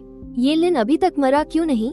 तुम्हारा साया देखकर लूले के चेहरे पर तुरंत गुस्से का भाव आ गया। जब तक यह एक दिन और जिंदा रहेगा, मुझे एक दिन और जल्दी उठना पड़ेगा। सुबह की ठंड का सामना करते हुए इतनी दूर इस जगह पर जांच करने आना पड़ता है। और जब उसने वो खड़ी हुई रेतीली तलवार मीनार देखी तो उसके चेहरे पर हैरानी छा गई, और उसने एक रेतीली तलवार मीनार की मरम्मत भी कर दी।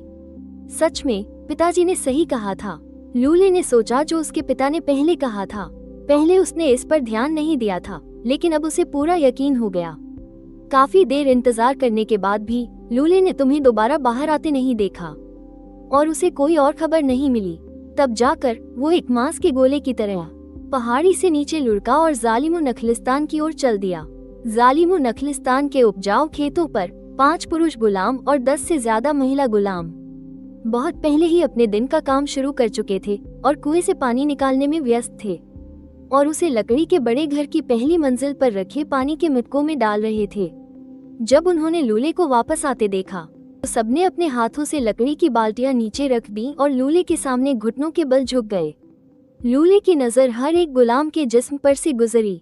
उसने ध्यान न देने का नाटक किया, लेकिन असल में मन ही मन सोच रहा था जो उसके पिता ने कहा था, इन नीच गुलामों को हर पल डर में रखना होगा।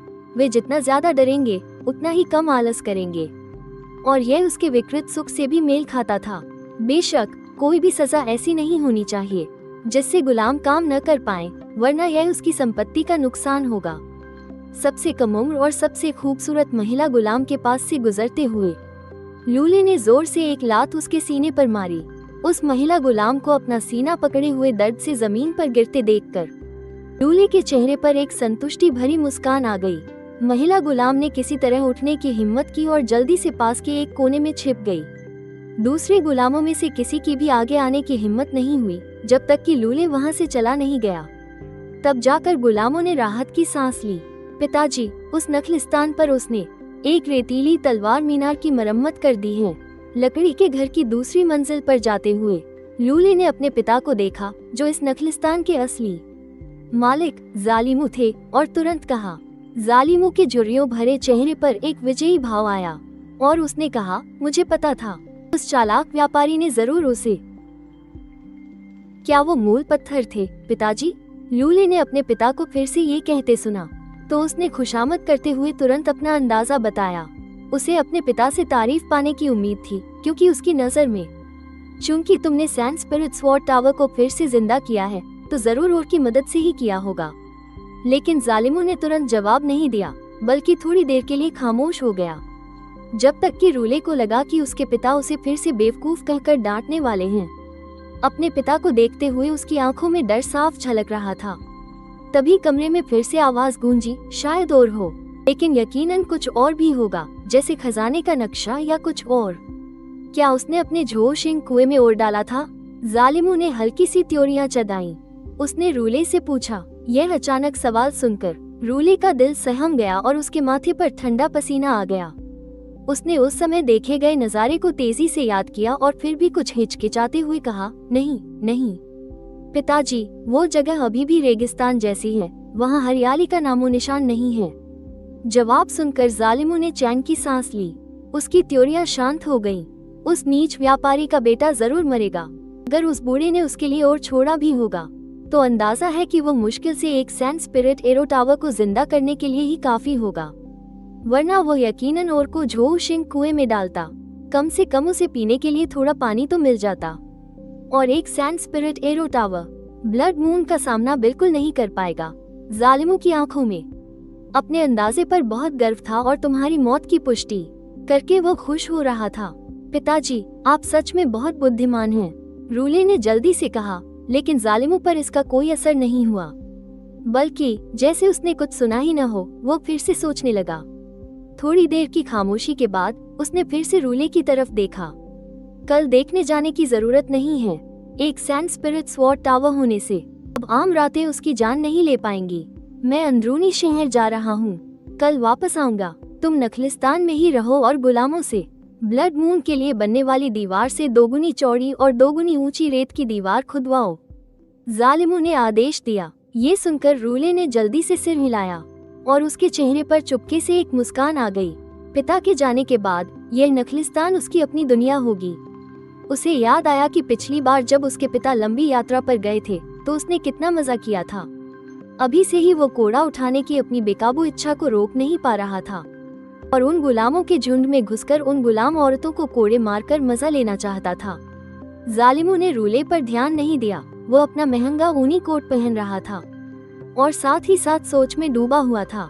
पीढ़ियों से गुलामों के मालिक होने के नाते जालिमो का परिवार अंदरूनी शहर में ही रहता था, इसलिए उन्हें खबरें भी जल्दी मिल जाती थी। कुछ दिन पहले ही उसने देखा था कि अंदरूनी शहर के बड़े लोग अनाज जमा कर रहे थे। यह अक्सर आने वाले खतरे का संकेत होता था, क्योंकि बाहरी शहर के नखलिस्तान ही अनाज उगाने की मुख्य जगहें थीं। अनाज जमा करने का मतलब था कि या तो सम्राट के पास खदानों में काम करने वाले गुलामों की कमी हो गई है और उन्हें दूसरे शहरों से जंग करनी है, या फिर इसका मतलब था कि बाहरी शहर के नखलिस्तानों पर कोई बड़ी तबाही आने वाली है। इसका ये भी मतलब था कि इस बार का ब्लड मून शायद मामूली नहीं होगा। हो सकता है कि अंदरूनी शहर के ज्योतिषी ने क्या कहा, मुझे ये पता लगाना ही होगा, लेकिन भले ही खूनी चांद की रात और भी भयानक हो जाएगी। यह कोई बड़ी बात नहीं है, जालिमों ने मन में सोचा। ज्यादा से ज्यादा मैं मरने के लिए कुछ और गुलाम खरीद लूंगा या फिर कुछ और तैयारियां कर लूंगा। मैं निश्चित रूप से इससे निकल जाऊंगा। मुझे माफ कर दीजिए मालिक। मिलिया देर से उठी। जैसे ही वो फिर से दरवाजे से बाहर निकलने वाली थी, तुम्हें अपने पीछे से सरसराहट की आवाज सुनाई दी। उसके तुरंत बाद मिलिया की आवाज आई, जिसमें साफ साफ घबराहट थी। मुड़कर देखने पर तुम्हें मिलिया दिखाई दी। इस समय उसके कपड़े कुछ अस्त व्यस्त थे। जाहिर है कि वो जल्दबाजी में बिस्तर से उठी थी। उसके लिबादे का एक कॉलर ऊपर चढ़ा हुआ था, जिससे उसकी कॉलरबोन छिपी हुई थी, जबकि दूसरी तरफ का कॉलर छाती तक नीचे था। अच्छा हुआ तुम जाग गई। मेरे साथ बाहर कच्चा पत्थर उठाने चलो। कच्चा पत्थर? तुम्हारी दयालुता पर दोबारा हैरान होने से पहले ही देर से उठने वाली इस गुलाम को तुमने कुछ भी नहीं कहा। मिलिया इस बात से थोड़ी हैरान हो गई। कच्चे पत्थर जैसी कीमती चीज भला कैसे उठाई जा सकती है? तुमने स्वाभाविक रूप से इस बारे में कुछ नहीं छिपाया, क्योंकि गुलाम के निशान का अस्तित्व था। ये तुम्हें 100% यकीन दिला सकता था कि मिलिया तुम्हारे लिए इस राज को अच्छी तरह से राज रखेगी। तुम्हें अभी भी बहुत प्यास लगी थी, इसलिए तुमने बहुत कम बात की और ज्यादा कुछ नहीं कहा। तुमने बस दरवाजा खोला और मिलिया एक उलझन भरे चेहरे के साथ तुम्हारे ठीक पीछे पीछे बाहर आ गई। दरवाजे से बाहर निकलकर तुमने पहले चारों ओर देखा, ये पक्का करने के लिए कि दूर एक रेगिस्तानी भेड़िए के अलावा रूले या किसी और की कोई परछाई नहीं है। फिर तुमने मिलिया को एक जगह की ओर इशारा किया। मिलिया, तुम इस जगह की जिम्मेदार हो। उन हड्डियों के अंदर से कच्चे पत्थर उठाओ। हड्डियों के अंदर कच्चे पत्थर? मिलिया के चेहरे पर उलझन का भाव आया। फिर उसने चिंता से कंकालों को देखा और फिर तुम्हारे चेहरे के भावों को देखा। इन हड्डियों में कच्चे पत्थर कैसे हो सकते हैं? अगर नहीं मिले तो क्या होगा? क्या मालिक मुझे सजा देंगे? तुम्हारी जाती हुई पीठ को देखते हुए मिलिया घबराते हुए चली और कंकालों के एक ढेर के पास बैठ गई। उसने सोचा था कि उसे बहुत मेहनत से खोजना पड़ेगा, लेकिन उसने सोचा नहीं था कि एक नीला कच्चा पत्थर कंकाल के बीच में चुपचाप पड़ा होगा। सच में कच्चा पत्थर है। मिलिया को यकीन नहीं हुआ। उसने उस कच्चे पत्थर को देखा और उसे उठाने के बाद वो जल्दी से खोजने लगी दूसरे कंकालों को। जल्द ही उसने फिर से हैरान नजरों से देखा कंकालों के दूसरे ढेर की ओर। वहाँ अभी भी एक कच्चा पत्थर था, जो अकेला रेत में आधा दबा हुआ था। यह जरूर मालिक की दयालुता है, जिसने नखलिस्तान के देवता को प्रभावित किया है। यह जरूर नखलिस्तान के देवता का आशीर्वाद है। मिलिया ने अपने मन में कहानियां गढ़नी शुरू कर दी और साथ ही उसे याद आया जो उसने कभी तारनों द्वारा गाए गए महाकाव्यों में सुना था। नखलिस्तान का देवता निश्चित रूप से आशीर्वाद देता है कई महान राजाओं को। अब नखलिस्तान के देवता ने भी मेरे दयालु मालिक को आशीर्वाद देना शुरू कर दिया है। जब उसने दोबारा तुम्हारी ओर देखा तो उसकी नजरों में आभार के अलावा मन में थोड़ी श्रद्धा और उम्मीद भी थी। क्या मालिक भविष्य में एक महान शासक बनेंगे? इस समय भविष्य के महान शासक एक रेगिस्तानी भेड़िए पर हड्डी फेंक रहे थे। हटो, हटो, हटो। तुमने एक कंकाल की पसली उठाई और जोर से दूर दिख रही उस परछाई की तरफ फेंक दी। आसपास कोई नहीं है, ये पक्का करने के लिए वो चारों ओर नजर रखे हुए था। कोई इंसान तो नहीं दिखा, लेकिन जो पहले दूर खड़ी थी वो रेगिस्तानी भेड़िया पास आता जा रहा था। सोचा नहीं था कि यह भेड़िया इतना ढीठ होगा कि सूंघने के लिए यहाँ चला आएगा। नखलिस्तान में मौजूद कंकालों को इन कंकालों की जमीन से बाहर निकलने से पहले न जाने कितने समय तक रेत में दबे रहने की वजह से उन पर जरा भी मांस नहीं था। पता नहीं इसमें सूंघने जैसा क्या था। अपनी सुरक्षा के लिए तुमने इस रेगिस्तानी भेड़िए को डराकर भगाने का फैसला किया, पर सोचा नहीं था कि तुम्हारा निशाना इतना सटीक लगेगा। वो सीधा भेड़िए के सिर पर जाकर लगी। उस रेगिस्तानी भेड़िए ने एक दबी हुई दर्द भरी आवाज निकाली और बेचारा बनकर तेजी से मुड़कर चला गया। तभी तुमने देखा कि वो रेगिस्तानी भेड़िया लंगड़ा रहा था और उसके नर होने का कोई निशान भी नहीं दिखा। वो एक लंगड़ी मादा भेड़िया थी। मन में ख्याल आया कि शायद अपाहिज होने की वजह से उसे झुंड से निकाल दिया गया है। एक रात भी जिंदा रह पाना उसकी अच्छी किस्मत थी। लंगड़ी मादा भेड़िए को गायब होते देखकर तुमने राहत की सांस ली और हड्डियों के आखिरी कुछ ढेरों को खोजना शुरू कर दिया। आखिरकार तुम्हें उनमें से एक और मिल गया, 17वां युआन स्टोन। तुमने सिर झुकाकर आखिरी युआन स्टोन उठा लिया। तुम्हारे चेहरे पर मुस्कान आ गई। कुल 137 कंकालों के अवशेष, पूरे 17 युआन स्टोन मिले। ये तो वाकई बहुत बड़ी कामयाबी थी। तुमने अपने हाथ में टाट का थैला हिलाया और अंदर से खड़-खड़ की एकदम साफ और मीठी आवाज आई। कल तक तो इस टाट के थैले में सिर्फ 6 युआन स्टोन ही थे, लेकिन अब दोगुने से भी ज्यादा हो गए हैं। अब मिलिया की तरफ देखा कि वो चलते चलते अपने मुड़े हुए लबादे से इकट्ठा किए हुए युआन स्टोन को उठाए हुए थी। चॉपस्टिक जैसी पतली, उसकी पतली पतली टांगे चौड़ी करके वो हड्डियों के अगले ढेर की तरफ जा रही थी। वो काफी थकी हुई लग रही थी। मिलिया को जो इलाका दिया गया था वो थोड़ा छोटा था, लेकिन तुमने अंदाजा लगाया कि शायद वो 10 से ज्यादा युआन स्टोन इकट्ठा कर लेगी। रात की कमाई लगभग कम से कम 27 तक पहुंच जाएगी। कल अगर फिर से इतने ही युआन स्टोन मिले तो वो मरम्मत के लिए बिल्कुल काफी होंगे। ने नखलिस्तान पर मौजूद दूसरे 2 सैंड स्पिरिट एरो टावर के खंडहरों की 3 सैंड स्पिरिट एरो टावर, ये बहुत ही जबरदस्त नखलिस्तान की रक्षा क्षमता होगी जो एक सामान्य नखलिस्तान की स्तर की होगी। अगर सामान्य हालात में ब्लड मून हुआ तो बस थोड़ा और सावधान रहना होगा। विसेडा तो उसका सामना किया जा सकेगा। जाओ जिंगतियान, और भले ही 10 से कम युआन स्टोन बचे हों, वो भी अपनी जिंदगी को बेहतर बनाने के लिए काफी होंगे। उन आराम पसंद गुलामों के मालिकों जैसी जिंदगी जीने के लिए, जैसे कि काफी आरामदायक और शानदार कंबल खरीदना ताकि ठंड से बचा जा सके, और पहनने के लिए अच्छे कपड़े, और साथ ही पेट भरने और स्वाद के लिए लजीज खाना। यहाँ तक कि अपने लकड़ी के घर की भी मरम्मत करा सकता हूँ ताकि वो देखने में थोड़ा बेहतर लगे। ये सब बहुत सस्ता है। बेशक ये सिर्फ उन गुलामों के मालिकों के लिए है जिनके पास नखलिस्तान है, लेकिन मध्यम वर्ग के आजाद लोगों के लिए ऐसा नहीं है। यादों में इस शरीर के असली मालिक के पिता ने एक बार कहा था, मध्यम वर्ग के आजाद लोग, उनमें से ज्यादातर लोगों की सालाना कमाई 33 युआन पत्थरों से ज्यादा नहीं होती। असल में ज्यादातर आजाद लोग अभी भी लेन देन के लिए चीजों की अदला बदली करते हैं। शायद उन्होंने अपनी पूरी जिंदगी में एक युआन पत्थर को छुआ तक नहीं होगा, लेकिन एक गरीब के अचानक अमीर हो जाने का ख्याल बस तुम्हारे दिमाग में एक पल के लिए आया और चला गया। उसे याद आया कि इस शरीर के असली मालिक के पिता की मौत कैसे हुई थी और कैसे उसका यह नखलिस्तान एक खंडहर में बदल गया। ये कुछ समय पहले की खूनी चांद की रात की बात है। उस रात कंकाल अजीब तरह से बहुत ज्यादा थे। उसी खूनी चांद की रात की वजह से मैं एक ठीक ठाक गुलामों के मालिक के बेटे से पूरी तरह से एक ऐसे बदकिस्मत गुलामों के मालिक में बदल गया जो मारे जाने की कगार पर था।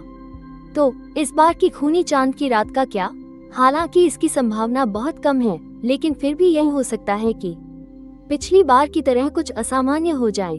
मैं इस पर दांव नहीं लगा सकता, बल्कि मुझे पूरी ताकत से एकदम पक्की तैयारी करनी होगी। अच्छे समय में भी खतरे के बारे में सोचना चाहिए। मैं किसी छोटी सी चीज पर आकर हार नहीं मान सकता। सावधानी बरतने के लिए मुझे और ज्यादा मेहनत करनी होगी। जल्दी से 50 पॉइंट का सेटलमेंट इनाम अनलॉक करना होगा और साथ ही एक किफायती गुलामों का मालिक बने रहना होगा। युआन पत्थरों को सबसे जरूरी चीजों पर खर्च करना होगा, और यह कभी न खत्म होने वाला बंजर रेगिस्तान। यहाँ खतरा सिर्फ उन कंकालों के झुंड से नहीं है जो जमीन से बाहर निकलते हैं, या फिर किसी और मरे हुए जीव से। मेरे पड़ोसी जालिमों जैसे लोग भी हैं जो मुझ पर बाघ की तरह नजर गड़ाए हुए हैं। जब तक तुम समाज में एक साथ रहते हो, इंसान हमेशा ज्यादा भयानक होते हैं। और तो और यह एक अज्ञानी, पिछड़ा हुआ और क्रूर जमाना है। यह एक ऐसा गुलाम समाज है जहां जिंदा इंसानों को औजारों की तरह इस्तेमाल किया जाता है और जानवरों की तरह पाला जाता है। ये दुनिया लिन को हमेशा बहुत बेचैन करती है। इस बेचैनी को दूर करने के लिए और मन की शांति के साथ जिंदगी का आनंद लेने के लिए मुझे चुपचाप अपनी ताकत बढ़ानी होगी।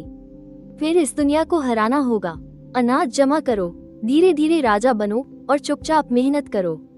और फिर इस दुनिया के दूसरे लोगों को एक छोटा सा सरप्राइज देना होगा।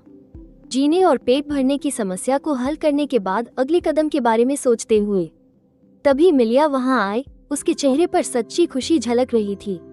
मालिक, ये युआन पत्थर हैं। कितने सारे युआन पत्थर हैं। ऐसा लग रहा था कि वो इसलिए खुश है क्योंकि उसके मालिक को नखलिस्तान के देवता की कृपा से इतने सारे युआन पत्थर मिले हैं। बहुत अच्छे मिलिया। लिन ने मिलिया की ओर देखा और उसके चोगे में रखे युआन पत्थरों पर एक नजर डाली। उसकी आंखें तुरंत चमक उठी। लगता है यह मेरी सोच से ज्यादा है। इन युआन पत्थरों की संख्या मेरे अंदाजे से थोड़ी ज्यादा लग रही है। एक एक करके युआन पत्थरों को मोटे कपड़े के थैले में गिनकर रखा। कुल मिलाकर 13 पत्थर थे। अंदाजा है कि इन कंकालों की कुल संख्या 300 से ज्यादा नहीं होगी और मुझे 30 युआन पत्थर मिले हैं। किफायती गुलामों का मालिक टाइटल के अनुसार युआन पत्थर मिलने की 10% की संभावना को देखते हुए मैं काफी किस्मत वाला हूँ। रुको, लिन इस कामयाबी की खुशी में बहक नहीं गया। अभी अभी अपने लक्ष्य को साफ करने के बाद वो और भी ज्यादा समझदार हो गया था। उसे एक ऐसी चीज का पता चला जिस पर उसका ध्यान नहीं गया था। 300 से कम कैसे हो सकते हैं? कल रात लाल मोमबत्ती बुझाने से पहले ही मैंने इस सैंड स्पिरिट एरो टावर के हमले की आवाज 300 से ज्यादा बार सुनी थी। और तो और ये पूरी रात लगातार हमला कर रहा था। एरो टावर के पास जाकर लिन एन ने देखा कि टावर पर फिर से कुछ नए निशान आ गए थे। हालांकि वो गंभीर नहीं थे, लेकिन ये साबित करने के लिए काफी थे कि टावर पर लगातार हमले हुए थे, बिना रुके हमले। लेकिन फिर भी कंकाल पास आ गए। लगता है इस सैंड स्पिरिट एरो टावर का निशाना कुछ खास अच्छा नहीं है। तभी तो पूरी रात में शायद हजारों बार हमला करने के बाद भी ये 300 से भी कम छोटे कंकालों को खत्म कर पाया। सैंड स्पिरिट एरो टावर को और मजबूत किया जा सकता है जिससे इसका निशाना बेहतर हो सके। जहां तक लिन एन को पता था, इसे मजबूत करने के लिए जरूरी सोर्स स्टोन्स बहुत ही ज्यादा महंगे थे और इसके लिए शहर के अंदरूनी हिस्से से किसी ऊंचे दर्जे के सोर्स मास्टर को बुलाना पड़ता। लेकिन डर था कि वहां जाने पर भी कोई नहीं मिलेगा। वहां के जान पहचान का जाल बहुत पेचीदा और उलझा हुआ था। जब तक कि तुम उनमें घुल मिलकर उनकी मंजूरी न पालो, तब तक सोर्स मास्टर साहब से मिलने का कोई मौका नहीं मिलेगा। या सीधे सीधे कहें तो किसी का गुलाम बनकर ही तुम मुसीबतों से बच सकते हो। लगता है इस समस्या को सुलझाने के लिए आज रात ही बाकी बचे 2 सैंड स्पिरिट एरो टावर्स के खंडहरों की मरम्मत करनी होगी। वैसे भी आज नहीं तो कल ये करना ही पड़ेगा। एक सोर्स स्टोन निकालकर लिन एन ने उसे सैंड स्पिरिट एरो टावर के अंदर डाल दिया। रात भर की खपत के बाद सैंड स्पिरिट एरो टावर के सबसे ऊपर की रोशनी वाली गेंद लगभग बुझ चुकी थी। उसकी ऊर्जा खत्म हो गई थी, लेकिन सोर्स स्टोन दोबारा डालने के बाद लिन एन को एक अजीब सा एहसास हुआ, जैसे उसमें जान आ गई हो। दूसरी बार ऊर्जा मिलने के बाद सैंड स्पिरिट एरो टावर उसके साथ ज्यादा घुल मिल गया था। इस जुड़ाव की वजह से मैं इस सैंड स्पिरिट एरो टावर के हमले का निशाना खुद चुन सकता हूँ, बजाय इसके कि यह अपने आप किसी पर भी हमला करे। ये तो कमाल है। सैंड स्पिरिट एरो टावर को थपथपाकर लिन एन ने मुड़कर मिरिया की तरफ देखा। उसने देखा कि मिरिया उसी जगह पर घूम रही थी जहां वो थोड़ी देर पहले ही तलाशी ले चुका था। मिरिया, वापस आ जाओ, मैंने वहां पहले ही देख लिया है। लेकिन मिरिया ने लिन एन की आवाज तो सुनी, पर वो तुरंत लिन एन के पास वापस नहीं आई, बल्कि वो तेजी से हड्डियों के एक ढेर के पास भागी और कुछ जांचने के लिए नीचे झुक गई। ऐसा लग रहा था जैसे वो कुछ देख रही हो और फिर जल्दी से वापस मुड़ी। वो लिन एन की तरफ भागी। उसके चेहरे पर थोड़ी घबराहट थी, जैसे उसे डर हो कि लिन एन उसे गलत न समझ ले। उसने जल्दी से कहा, मालिक, वहाँ मुझे और सोर्स स्टोन्स मिले हैं। वो रेत में दबे हुए थे। और भी हैं। लिन एन ने नीचे देखा। ठीक उसी वक्त मिरिया ने अपनी कसकर बंद की हुई छोटी सी मुट्ठी खोली। उसकी हथेली में एक सोर्स स्टोन था। वाकई में और भी सोर्स स्टोन्स थे। उपजाऊ मिट्टी से न ढका हुआ रेगिस्तान हर पल बदलता रहता है।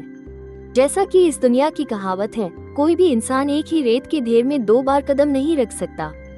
लगता है मैंने उन्हें इकट्ठा करने में देर कर दी, इसलिए रेत ने कुछ ज्यादा गहरे गिरे हुए सोर्स स्टोन्स को ढक दिया था।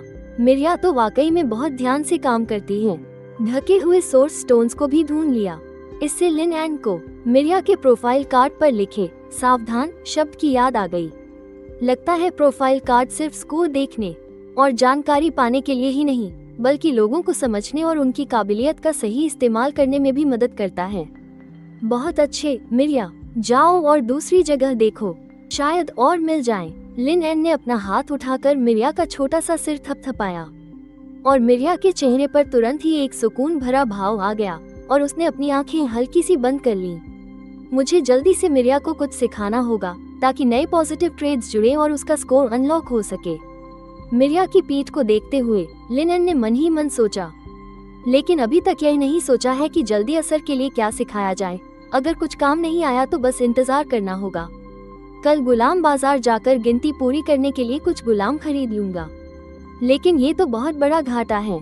तभी लिन एन ने तुरंत सोचा, एक और मजबूरन वाला प्लान, दोनों तरफ से तैयारी करनी होगी। आओ। ठीक उसी समय एक भेड़िए की जोरदार दहाड़ सुनाई दी। लिन एन ने अपनी भौहें सिकोड़ ली और तुरंत आवाज की दिशा में देखा। मन में अंदाजा लगाया, कहीं वो गांठ वाले पैर वाली भेड़नी पागल तो नहीं हो गई। लेकिन उसने देखा कि दूर वो भेड़नी शहर के अंदर जाने वाली मुख्य सड़क की ओर मुंह करके दहाड़ रही थी। उत्सुकता से सिर घुमाकर लिन एन ने भेड़नी की नजर का पीछा किया। लिन एन की नजरों के सामने एक साया उभरा। वो लूले नहीं था, बल्कि एक और जाना पहचाना चेहरा था। मिलिया, उठाना बंद करो, लिन एन ने पहले ऐसी आवाज में कहा जिसे बस मिलिया सुन सके। फिर उसने उस साए को देखा जो अपनी ठुड्डी ऊंची करके उसके नखलिस्तान को घूर रहा था। उसने एक महंगा दिखने वाला पतला लिनेन का चोगा पहना हुआ था जिस पर बहुत सुंदर घुमावदार डिजाइन की कढ़ाई थी। उसके बगल में 2 कुबड़ वाला एक ऊंट खड़ा था जो धीरे धीरे लगातार अपना जबड़ा चला रहा था, जोर जोर से चबा रहा था जैसे जुगाली कर रहा हो। अपनी याददाश्त खंगालने पर आखिरकार लिन एन को उस आदमी की पहचान याद आ गई। वो उसका दूसरा पड़ोसी, उस विधवा का इकलौता बेटा था। उसका नाम शायद कालिया था। इस शरीर के पिछले मालिक का कालिया से वास्ता पड़ चुका था, लेकिन उसने कभी भाव नहीं दिया था। हर बार जब उसने बात करने की कोशिश की तो उसे नफरत भरी निगाहें ही मिली। एक बहुत ही घमंडी आदमी, शायद वो लूले की तरह यहाँ नहीं आया था ये पता करने के लिए कि मैं मरा या नहीं, और वो मुख्य सड़क से आया था। ज्यादातर तो वो बस गुजर रहा होगा और अचानक मेरे नखलिस्तान में हुए बदलाव पर उसकी नजर पड़ गई होगी। लिन एन अपने नखलिस्तान में हुए बदलावों को लेकर बिल्कुल भी घबराया नहीं था। उसके पास कहने के लिए बहुत सारे बहाने थे। जब वो सोच ही रहा था कि क्या जवाब दे, कालिया बिना सिर घुमाए ही चला गया। अच्छा हुआ चला गया। इस तरह के लोगों से मिलना जुलना अपने आप में एक सजा है। तुम अपना काम करती रहो, मिलिया। मिलिया से ये कहने के बाद लिन एन ने उस गांठ वाले पैर वाली भेड़नी की तरफ देखा। ऐसा लगा जैसे उसने लिन एन की नजर को महसूस कर लिया हो। गांठ वाले पैर वाली भेड़नी ने अपनी पूंछ हिलाई, सिर झुकाया और कुछ कदम आगे बढ़ी। फिर जैसे उसे कुछ याद आ गया, वो थोड़ी डर गई। इसके बाद वो पूरी तरह से दूर भाग गई। जिस दिशा में भेड़नी गायब हुई थी उसे देखते हुए लिन एन ने अपनी भौहें चदाई। ये भेड़नी इतना कुत्तों जैसा बर्ताव क्यों कर रही है? एक युआन स्टोन निकालकर वो झोशिंग कुएं के पास चला गया। जहाँ बचाना चाहिए वहाँ बचाओ, जहाँ खर्च करना चाहिए वहाँ खर्च करो। हालांकि अभी वो अपने ऐशो आराम के लिए युआन स्टोन बर्बाद नहीं कर सकता था, लेकिन बुनियादी जरूरतें पूरी तरह से पूरी की जा सकती थी। अगर आज उसने और पानी नहीं पिया तो शायद कल वो प्यास से बेहोश हो जाएगा। उसने एक युआन स्टोन अंदर डाल दिया। ये झोशिंग कुआं 5 दिनों तक पानी का स्रोत बनाए रखेगा। जितना ज्यादा डालोगे उतने ज्यादा दिनों तक पानी नहीं रहेगा, लेकिन नखलिस्तान पर इसका ज्यादा असर पड़ेगा। सूखे रेगिस्तान से थोड़ी नमी पैदा होने तक और फिर गीली मिट्टी बनने तक। यहाँ तक कि उपजाऊ जमीन भी बन सकती है, लेकिन अभी उसे जिसकी जरूरत थी वो बस पीने का पानी था। भले ही उपजाऊ जमीन हो, उसे जोतने और खेती करने के लिए पर्याप्त लोग नहीं होंगे तो वो भी बर्बादी होगी। कुएं के किनारे पर बचे हुए कुछ आटे को देखते हुए, ये कल का था जब उसने आटे को गूंथने की कोशिश की थी। कुएं की दीवार से बची हुई पानी की बूंदों को खुरचते समय यह निशान रह गया था। सोचकर ही लगता है कि कितनी बुरी हालत थी। एक युआन स्टोन अंदर डाल दिया। कुछ देर बाद कुएं के नीचे से खटकने की आवाज आई और उसके तुरंत बाद पानी बहने की आवाज आने लगी। बाल्टी नीचे करके लिन ने साफ पानी से भरी एक बाल्टी निकाली। कुछ और लेने का समय नहीं था। वो सीधे बाल्टी पर झुका और बड़े बड़े घूंट भरने लगा। मीठे कुएं के पानी ने आखिरकार लिन के गले को तर कर दिया और उसके पेट में चला गया। एक ठंडी सी लहर दौड़ गई। आखिरकार पानी मिल गया, और वो भी कुएं का लगातार बहता हुआ पानी। इतना सारा पानी। वैसे भी 5 दिन बाद ये फिर से सूख जाएगा।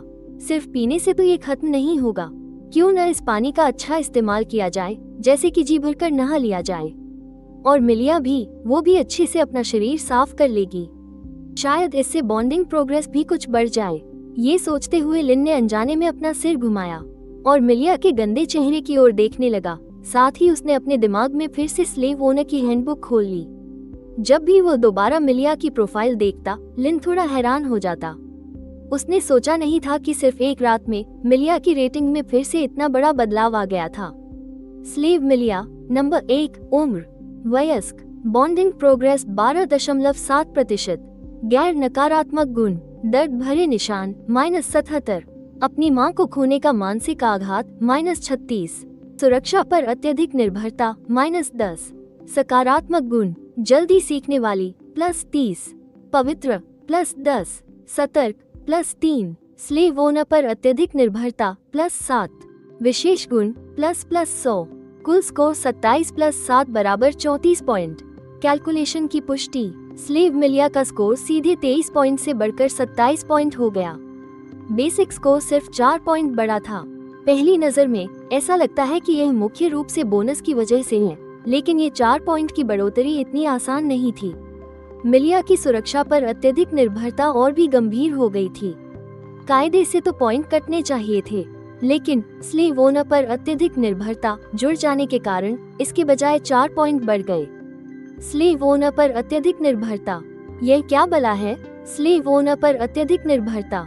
ये स्लेव अपने स्लेव ओनर को खोने से बहुत डरती है और किसी और की स्लेव बनने से तो और भी ज्यादा डरती है। उसके मन में एक ख्याल आया। लिन ने उस गुण का विवरण खोला। यह वैसा नहीं था जैसा उसने सिर्फ नाम पढ़कर अंदाजा लगाया था, जैसे कि किसी तरह का स्टॉकहोम सिंड्रोम हो, बल्कि यह पूरी तरह से एक अलग कारण से था। कुछ पल सोचने के बाद लिन को सब कुछ समझ आ गया। ये गुण शायद पूरी तरह से दूसरे स्लेव ओनर्स की वजह से आया है, यानी दूसरे स्लेव ओनर और इस दुनिया में लगभग आम सहमति कि स्लेव्स का अमानवीय रूप से शोषण किया जाए, जबकि उसने हमेशा स्लेव्स के साथ अच्छा व्यवहार करना चुना। उन्हें जानवरों या चीजों की तरह नहीं, बल्कि असली इंसानों की तरह माना। इसीलिए ये गुण सामने आया।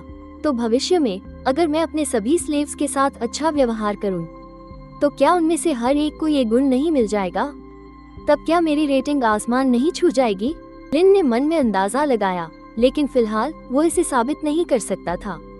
फिर उसने दोबारा सुरक्षा पर अत्यधिक निर्भरता की ओर देखा। इन दोनों गुणों में कोई संबंध लगता था, जिससे एक तरह का पॉजिटिव फीडबैक लूप बन रहा था। एक के बढ़ने से दूसरा भी बढ़ेगा। हालांकि जब तक दोनों का जोड़ बढ़ता रहेगा, लिन को फायदा होगा, लेकिन वो असल में इस सुरक्षा पर अत्यधिक निर्भरता को खत्म करने का कोई तरीका खोजना चाहता था। ऐसा करने से तुरंत बहुत सारे पॉइंट मुक्त हो जाएंगे। वो इन गुणों के बारे में बाद में धीरे धीरे और रिसर्च करेगा। उसे लगा कि यह प्रोफाइल उसकी बहुत मदद कर सकती है और इसमें अभी भी खोजने के लिए बहुत कुछ बाकी था। लिन ने अपनी ठुड्डी सहलाई और कुछ देर के लिए सोच में पड़ गया, लेकिन उसके पास ज्यादा सुराग नहीं थे और वो केवल धीरे धीरे अभ्यास से ही अनुभव हासिल कर सकता था और फिर मिली हुई समझ से धीरे धीरे उसे अमल में लाना है। मिलिया, इधर आकर थोड़ा पानी पी लो। लिन एन ने आगे नहीं देखा। उसने अपने दिमाग में चल रही गुलामों के मालिक की पुस्तिका से नजरें हटाकर दोबारा मिलिया को देखा। लिन एन की आवाज सुनकर मिलिया थोड़ी उदासी से चलकर उसके पास आई। मुझे माफ कर दीजिए मालिक। मिलिया को और कच्चे पत्थर नहीं मिले। मिलिया अपने छोटे हाथों से कपड़ों का कोना पकड़े हुए लिन एन के सामने आ गई। वो सिर झुकाए उस घटिया से टाट के कपड़े को मसल रही थी।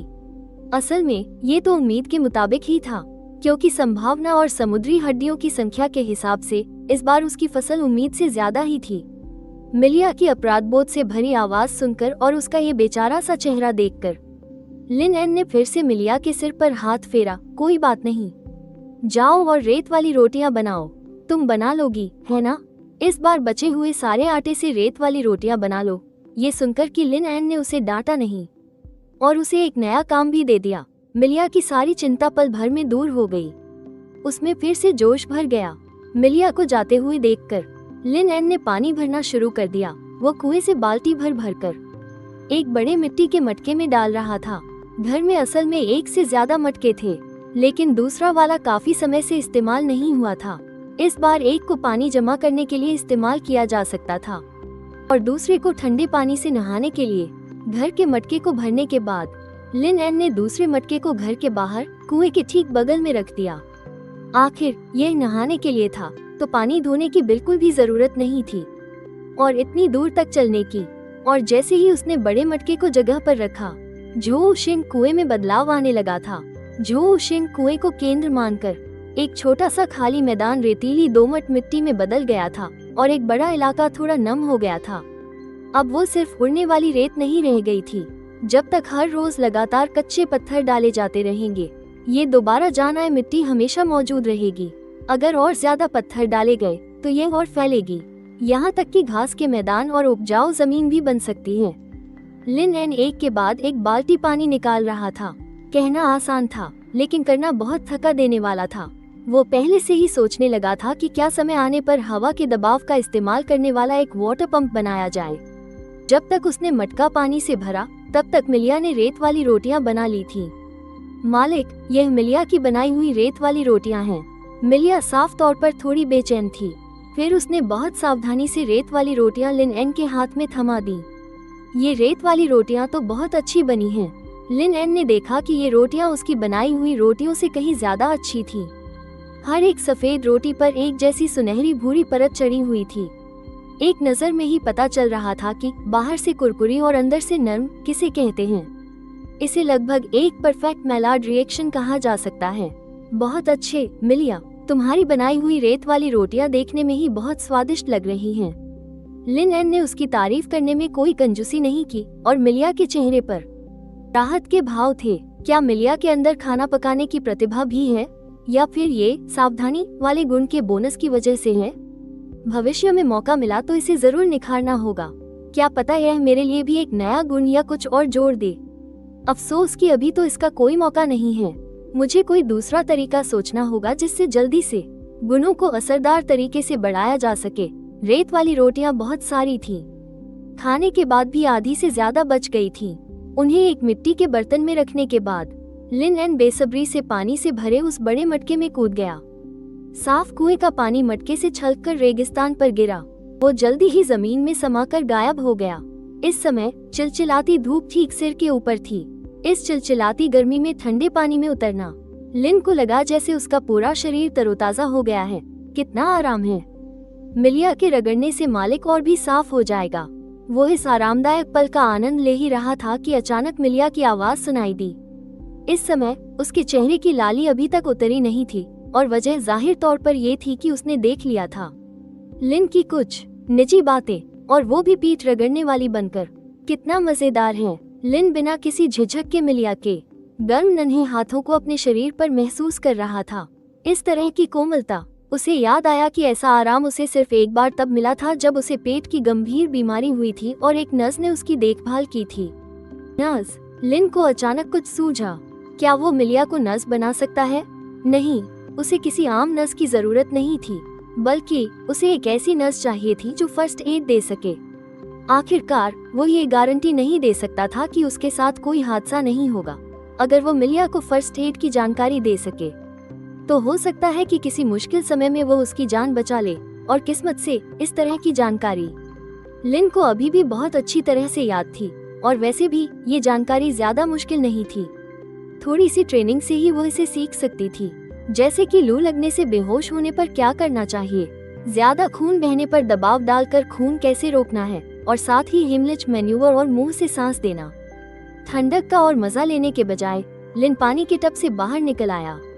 वो लकड़ी के केबिन में वापस जाकर थोड़ी देर में सिखाए जाने वाले पाठ की अच्छे से तैयारी करना चाहता था, ताकि वो सबसे साफ तरीके से मिलिया को जल्द से जल्द सिखा सके, जिससे एक नई एंट्री बन सके। साथ ही लिन ने मिलिया से भी अच्छे से अपना शरीर साफ करने को कहा। पानी में उतरने की आवाज सुनकर लिन ने पीछे मुड़कर देखा तो पाया कि मिलिया ने वही टाट का चोगा पहनकर पानी में उतर गई थी। तुम कपड़े पहनकर नहाती हो? मालिक, मैं साथ में अपने कपड़े भी धोना चाहती थी। मिलिया की अब भी सिर उठाकर उस समय बिल्कुल बेपर्दा लिन की तरफ देखने की हिम्मत नहीं हुई। उसका चेहरा शर्म से लाल हो गया था। ठीक है, लिन ने जाहिर तौर पर असली वजह का अंदाजा लगा लिया था। शर्मीली मिलिया को देखकर उसे अचानक एक ऐसी बात का एहसास हुआ जो उसने पहले कभी नहीं सोची थी। वो क्यों बिना किसी झिझक के सब कुछ खुला छोड़कर घूम रहा था और उसे शर्म भी नहीं आ रही थी। ध्यान से सोचने पर लिन को अचानक एहसास हुआ। ऐसा लग रहा था कि वो धीरे धीरे मिलिया को सच में एक औजार या एक पालतू जानवर की तरह देख रहा था। क्या यही है सामाजिक अस्तित्व? सामाजिक चेतना को निर्धारित करता है। गुलामों को इस गुलाम समाज द्वारा औजारों और मवेशियों में बदल दिया गया है। एक आजाद इंसान जब गुलाम बन जाता है तो वो इस नई पहचान को आराम से अपना लेता है। और चूंकि मैं इस दुनिया में रह रहा हूँ तो मेरे साथ भी ऐसा ही हो रहा है। मैं भी इस समाज का हिस्सा बनता जा रहा हूँ। एक आधुनिक इंसान होने के नाते मेरे सिद्धांत भी अनजाने में धीरे धीरे इस दुनिया के जैसे बनते जा रहे हैं। मैंने कभी नहीं सोचा था कि दूसरी दुनिया में आने के बाद इस तरह की छोटी छोटी समस्याएं भी होंगी और मैं धीरे धीरे इस दूसरी दुनिया जैसा बनता जाऊंगा। उपन्यासों, फिल्मों और टीवी सीरीज में इसका जिक्र कभी नहीं किया गया। दिलचस्प है, अगर मैं अपने नजरिए में उन अज्ञानी और क्रूर दूसरी दुनिया के लोगों जैसा नहीं बनना चाहता तो ऐसा लगता है कि एकमात्र तरीका अपनी इच्छा के अनुसार इस दुनिया को अपनी उम्मीदों के मुताबिक बदलना है। मालिक, आपके कपड़े। लकड़ी के केबिन में लिन ने ये पक्का करने के लिए कि कोई समस्या न हो, फर्स्ट एड के सभी तरीकों का अभ्यास किया। तभी दरवाजा धीरे से खुला। जब उसने दरवाजे के बाहर मिलिया को देखा तो लिन मन ही मन थोड़ा हैरान हुआ। तो मिलिया की त्वचा इतनी गोरी थी और साथ में उसने जो गुलामों वाला चोगा पहना था वो भले ही फटा पुराना था पर साफ था। उससे वो और भी प्यारी लग रही थी। अगर इस बात को नजरअंदाज कर दिया जाए कि मिलिया चेहरे से लेकर गर्दन तक फैले धब्बों के साथ वो बिल्कुल वैसी ही लग रही थी जैसे कोई पड़ोस की लड़की जिसे देखकर रक्षा करने का मन करे। उसने कपड़े ले लिए और देखा कि वे जरा भी गीले नहीं थे और उनमें अभी भी थोड़ी गर्माहट बाकी थी। साफ कपड़े पहनने के बाद उसे पहले की तरह पूरे शरीर में अजीब सा नहीं लग रहा था, चिपचिपा और एक अजीब सी बेचैनी। बहुत अच्छे मिलिया, अब मुझे तुम्हें कुछ सिखाना है। अगर किसी दिन मैं मरने वाला हूँ तो तुम्हें इस तरीके से मुझे बचाना होगा, समझी? मौत की बात कहने के बाद लिन एन ने सिखाना शुरू कर दिया। उसने ज्यादा खून बहने पर दबाव डालकर खून रोकने का तरीका सिखाना शुरू किया, लेकिन उसने ध्यान नहीं दिया कि मिलिया की आंखों में आंसू आ गए थे। क्या मालिक मर जाएंगे? मालिक के बिना मैं क्या करूंगी? मिलिया ने लिन एन की तरफ देखा। भले ही रोशनदान से लगातार गर्म हवा आ रही थी पर उसे ऐसा लग रहा था जैसे वो किसी बर्फीली गुफा में गिर गई हो। काफी देर तक समझाने के बाद लिन एन को एहसास हुआ कि मिलिया कुछ अजीब बर्ताव कर रही है। ऐसा लग रहा था जैसे उसका ध्यान कहीं और था। उसने उसे पुकारा। अपनी बेचैनी में डूबी मिलिया तब जाकर होश में आई। तुम समझी या नहीं? लिन एन ने कुछ हैरानी से मिलिया की तरफ देखा, लेकिन अगले ही पल उसने मिलिया को एक अजीब सा बेतुका जवाब देते हुए सुना। मालिक, प्लीज आप मरना मत। मैं आमतौर पर नहीं मरता। मेरा मतलब है, ऐसा हो सकता है जैसे अगर मैं घायल हो जाऊं और मेरा बहुत सारा खून बह जाए, उस वक्त तुम्हें इस तरीके का इस्तेमाल करके मुझे मरने से बचाना होगा। लिन एन ने उलझन में जवाब दिया और यह सुनकर मिलिया की आंखें पल भर में उदासी से चमक उठी। अगर मैंने ये सीख लिया तो मालिक नहीं मरेंगे। हाँ, ऐसा भी कह सकते हैं। ये सुनने में इतना अजीब क्यों लग रहा है? जैसे कि मैं एक दिन जरूर मौत के खतरे का सामना करूंगा और मिलिया मेरी जीवन रक्षक कवच बन गई है। रात स्याही की तरह काली थी और तारे जगमगा रहे थे। नखलिस्तान में रेत के तीर चलाने की आवाजें गूंज रही थीं। लिन एन गहरी नींद में सो गया, लेकिन मिलिया अंधेरे में आंखें फाड़े लेटी थी। क्या मालिक अब मर गए हैं? उसने धीरे से करवट ली और अपने बगल में लेटे लिन एन को देखा। ये पक्का कर लिया कि उसकी सांसें चल रही हैं, लेकिन वो अभी भी थोड़ी डरी हुई थी। भले ही सांस चल रही है, पर क्या इसका मतलब ये है कि वो मरे नहीं हैं? कोई बात नहीं, पहले मैं वो तरीका इस्तेमाल करती हूँ जो मुझे आता है। लेकिन लिन एन को परेशान करने के डर से उसने धीरे से अपने होंठ उसके पास ले जाए, क्योंकि उस वक्त सिखाते समय उसका दिमाग बिल्कुल खाली था। इसलिए मिलिया अब जो तरीका अपना रही थी वो उसे ही सही मान रही थी। हल्के से चूमने के बाद मिलिया को पूरी तरह से तसल्ली हो गई। वो करवट लेकर चैन की नींद सो गई। मिलिया ने नींद में आंखें खोली और फौरन करवट ली। उसने अपने बगल में लेटे लिन एन को देखा और अपना छोटा सा हाथ आगे बढ़ाया और स्याओ सी से उसे अभी भी गहरी नींद में सो रही लिन एन की नाक के नीचे रख दिया। जब उसने अपनी उंगलियों पर एक जैसी और गर्म सांस महसूस की, तब जाकर मिलिया ने राहत की सांस ली। मालिक आज भी जिंदा हैं। उसके दिल में सुकून की एक लहर दौड़ गई। मिलिया के चेहरे पर एक हल्की सी खुशी की झलक दिखाई दी। फिर वो दबे पांव बिस्तर से नीचे उतरी।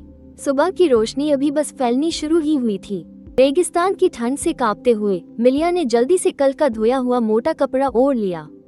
उसने पानी का बड़ा मटका एक तरफ खिसकाया और हड्डियों में से कीमती पत्थर उठाने के लिए दरवाजे से बाहर जाने ही वाली थी। मिलिया ने अचानक अपनी तिरछी नजर से उस लकड़ी की छड़ी को देखा जो पुरानी लकड़ी की मेज के किनारे रखी थी। हैं? छड़ी का मालिक इसे अपने पास ही रखता है ना? उसने मुड़कर अभी भी सो रही लिन एन को देखा। मिलिया की आंखों में शक था। अभी अभी उसे साफ महसूस हुआ जैसे कोई चीज उसे चुभ रही हो। उसे लगा कि यह लकड़ी की छड़ी है। कुछ देर बाद जब रेगिस्तान धीरे धीरे गर्म होने लगा, तब लिन एन की नींद खुली और उसने अपनी आंखें खोली। उसकी जो पुतलियां पहले थोड़ी फैली हुई थी, वे अब सिकुड़ गईं। लिन एन ने सबसे पहले अपने दिमाग में मौजूद गुलाम मालिक की पुस्तिका को देखना शुरू किया। इनाम, रेत के टावर को मजबूत करने की गाइड। संसाधनों का इस्तेमाल करके रेत के टावर को मजबूत किया जा सकता है। लिन एन खुद को सबसे नीचे लिखी इबारत देखने से रोक नहीं पाया।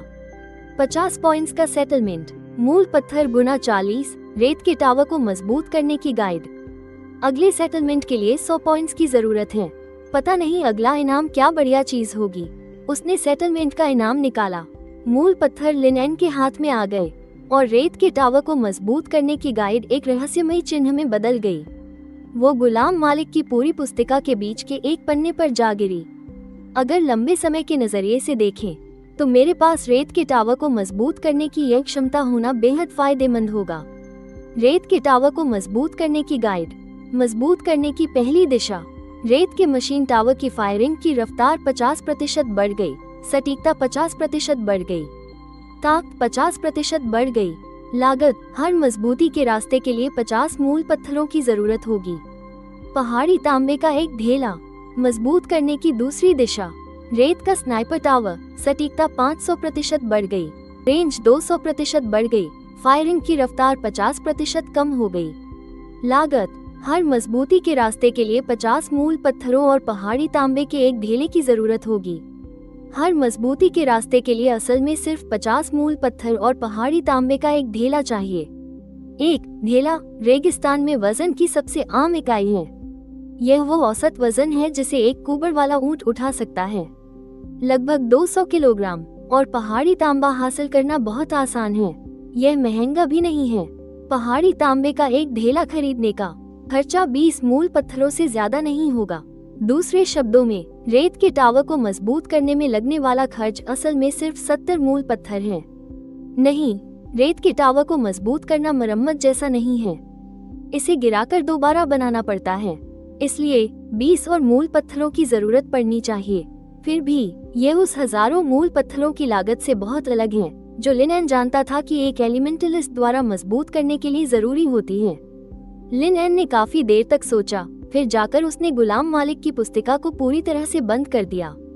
कम से कम जैसा मैंने पहले सोचा था, जब तक मुझे पहाड़ी तांबा मिल जाता है तो मैं आज रात के खूनी चांद से पहले पूरी तरह से सुरक्षित हो जाऊंगा।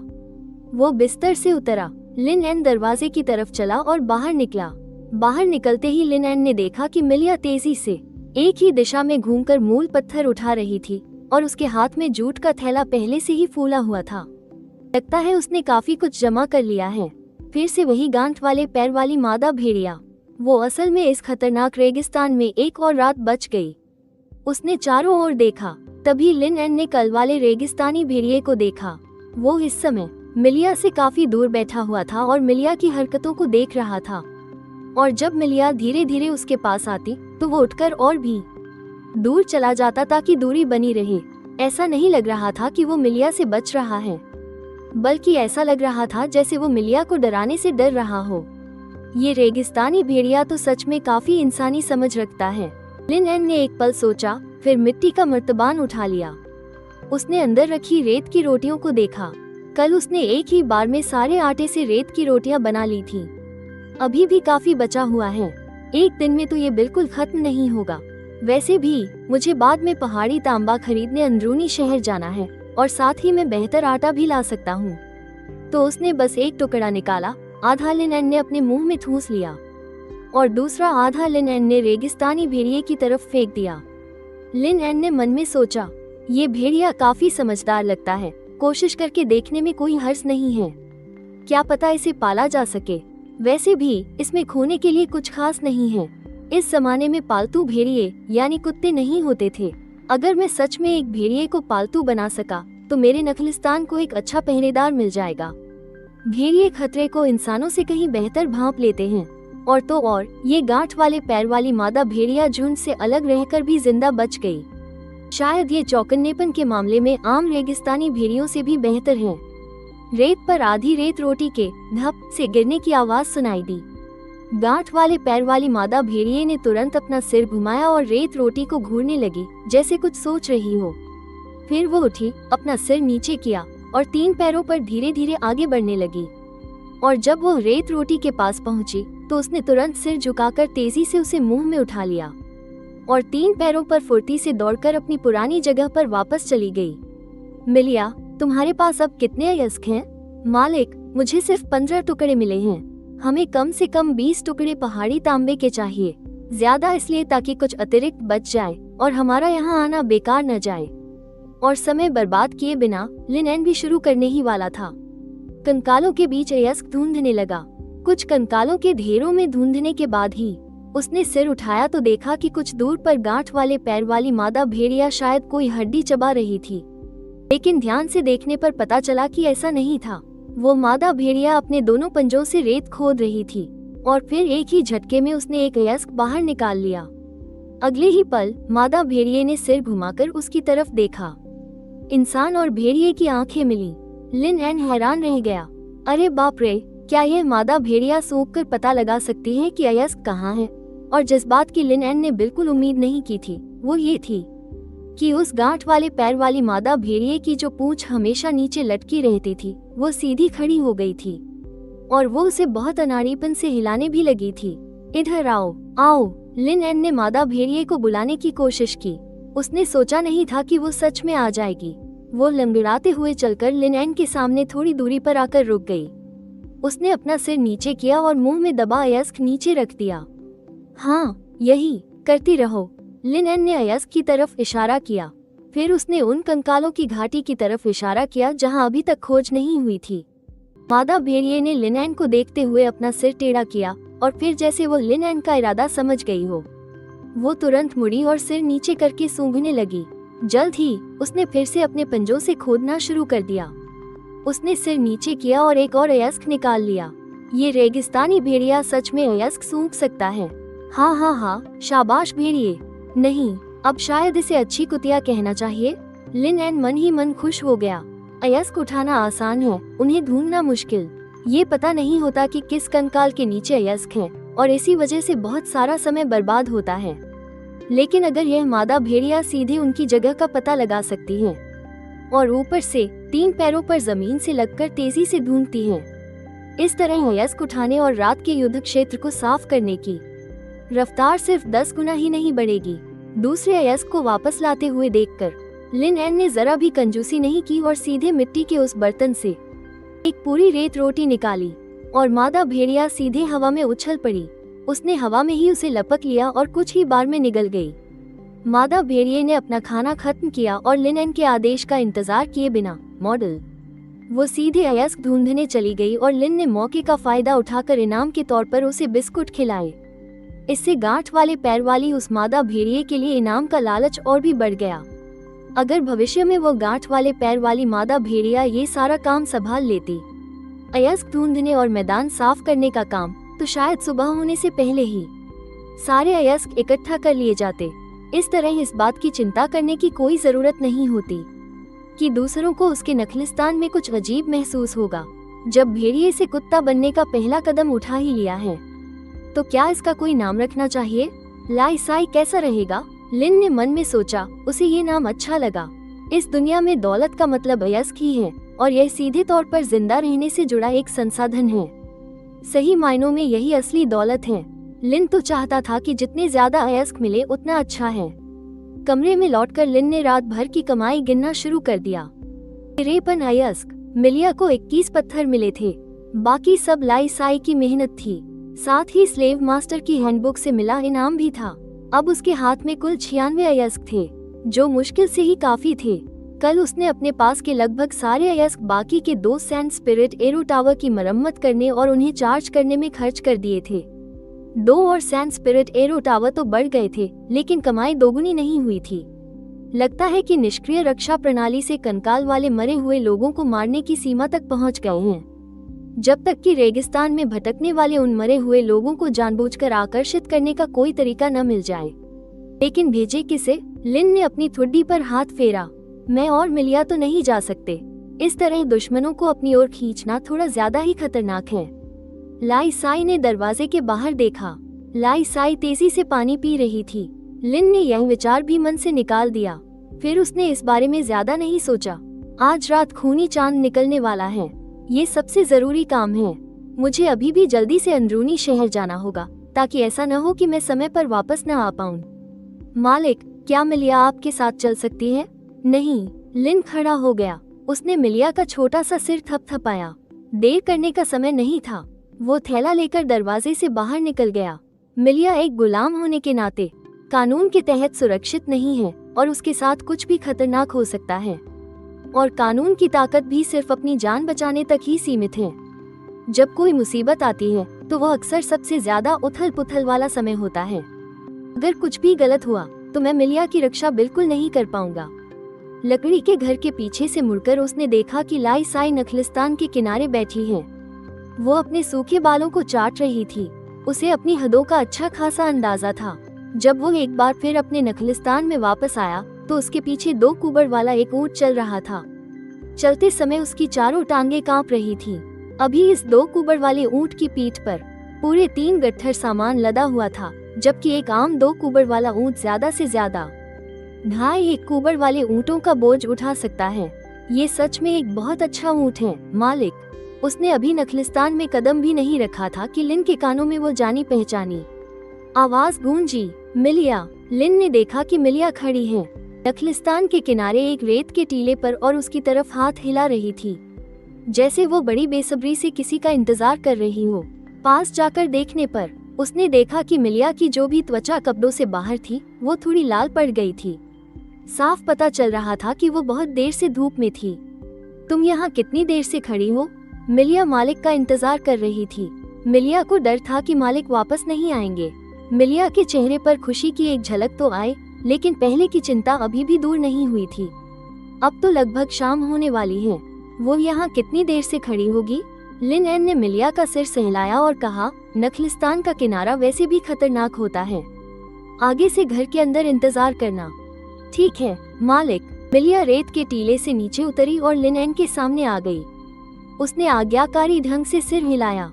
वही लिन एन सीधे ऊंट को खींचकर नखलिस्तान की ओर चल दिया। वो उस सैंड स्पिरिट स्वॉर्ड टावर के पास गया जिसे उसने शुरू में खुद ठीक किया था और सीधे उसे मजबूत करने की तैयारी करने लगा। जैसे ही उसने सोचा, उसके दिमाग में मालिक की हैंडबुक के पन्ने पलटने लगे। लिन एन के पास से 50 युआन पत्थर गायब हो गए और रन से तुरंत एक बहुत ही शानदार रोशनी निकलने लगी। लिन एन को बस अपने हाथों में थोड़ी गर्मी महसूस हुई और उसने नीचे देखा। उसने देखा कि उसके हाथ असल में आसमानी नीले रंग की चमक से ढके हुए थे। उसने ऊर्जा ओबेलिस्क बाहर निकाला। रेत, ऊंचा सैंड स्पिरिट स्वॉर्ड टावर पल भर में बिखर गया और रेत का एक ढेर बन गया। उसके हाथ में तांबे की सिल्ली ऐसी लग रही थी मानो तेज गर्मी से झुलसकर पिघल गई हो और ऊर्जा ओबेलिस्क में बहकर चली गई हो। उसके ठीक बाद कुछ काली चीजें बाहर निकली और रेतीली जमीन पर गिर गईं, जो पत्थर के टुकड़ों जैसी लग रही थी। आंखों के सामने हो रही यह अद्भुत तात्विक प्रतिक्रिया लिन एन के लिए भी हैरान कर देने वाली थी। एक के बाद एक, जब तक कि पहाड़ी तांबे का पूरा ढेला उसमें समा नहीं गया। इसके बाद लिन एन ने फिर से ओबेलिस्क को रेतीली जमीन में गाड़ दिया। उसने फिर से 20 युआन पत्थर डाले। बस एक पल में रेत समंदर की लहरों की तरह उमड़ पड़ी और एक ऊंची तीरंदाजी मीनार धीरे धीरे बनने लगी। ये पूरे 5 मीटर ऊंची थी और इसके बाहरी आकार के कोने और भी ज्यादा साफ थे। उस पर बनी धारियां भी और ज्यादा जटिल हो गईं। सैंड स्पिरिट मैकेनिज्म टावर पूरा हो गया। लिन एन ने अपने हाथों से रेत झाड़ी। उसे बस अपने दिल में एक एहसास उभरता हुआ महसूस हुआ। उपलब्धि और सुरक्षा का एहसास, ठीक वैसी ही जैसे उसने अभी अभी रेत की लहर देखी थी। इस चीज के होते हुए आज रात पक्का कोई चिंता नहीं होगी। मालिक, आज का सूर्यास्त कितना सुंदर है, उसे मिलिया की आवाज सुनाई दी। लिन एन ने उस तरफ देखा और पाया कि मिलिया 2 कुबड़ वाले ऊंट के पास खड़ी थी। लग रहा था कि वो अभी ऊंट के साथ खेल रही थी। इस पल वो आसमान की ओर इशारा कर रही थी और गांठदार पैर वाली भेड़नी लाई साई 2 कुबड़ वाले ऊंट को देखकर लार टपका रही थी। लिन एन ने भी सिर उठाकर आसमान की ओर देखा। खून जैसे लाल गोधूली का नजारा उसकी आंखों के सामने था। वाकई बहुत सुंदर है। नहीं, ये ठीक नहीं है। इस महान रेगिस्तान में इस तरह की खून जैसी लाल शाम कब हुई है? अभी भी वक्त होना चाहिए। मीनार को मजबूत करने के बाद ही लिन एन को अचानक एक समस्या का ख्याल आया। मजबूत किए गए सैंड स्पिरिट मैकेनिज्म टावर की फायरिंग की गति और हमले की ताकत दोनों बढ़ गई थी। तो क्या एक युआन पत्थर सच में पूरी रात चल पाएगा?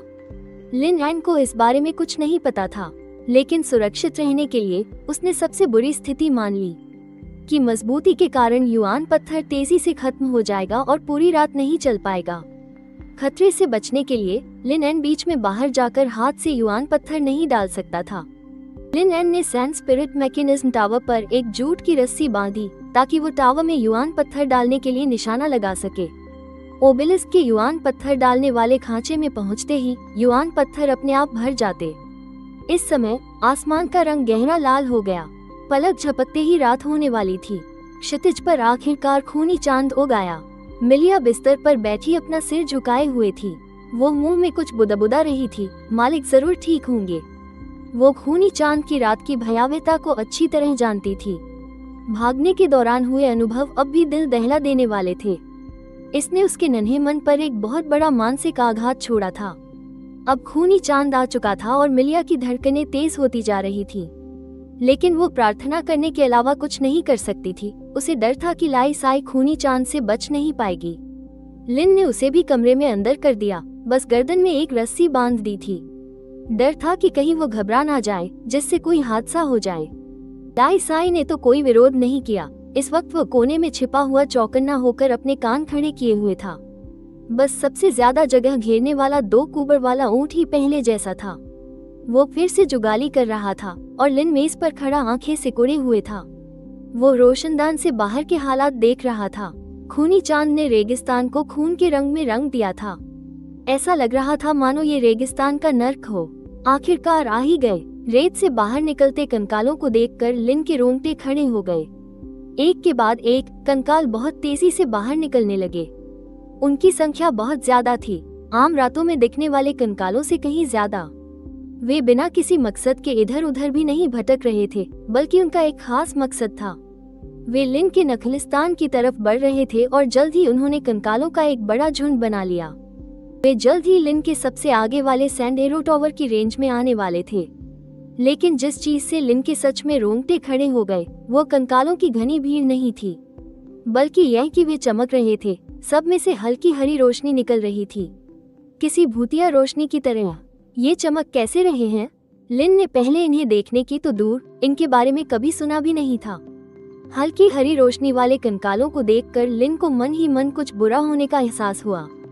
वूश! एक सैंड स्पिरिट एरो टावर ने एनर्जी पूरी करके रेंज में कदम रखने वाले पहले कंकाल पर सैंड एरो छोड़ दिया। उसके तुरंत बाद दूसरे सैंड स्पिरिट एरो टावर की भी एनर्जी पूरी हो गई। सैंड एरो एक ही समय पर छोड़े गए। भले ही सैंड स्पिरिट एरो टावर्स का निशाना बहुत सटीक नहीं था, लेकिन कंकालों का झुंड बहुत घना था। उनकी तादाद बहुत ज्यादा थी, इसलिए तुक्के से दोनों का निशाना एक एक कंकाल पर लग गया।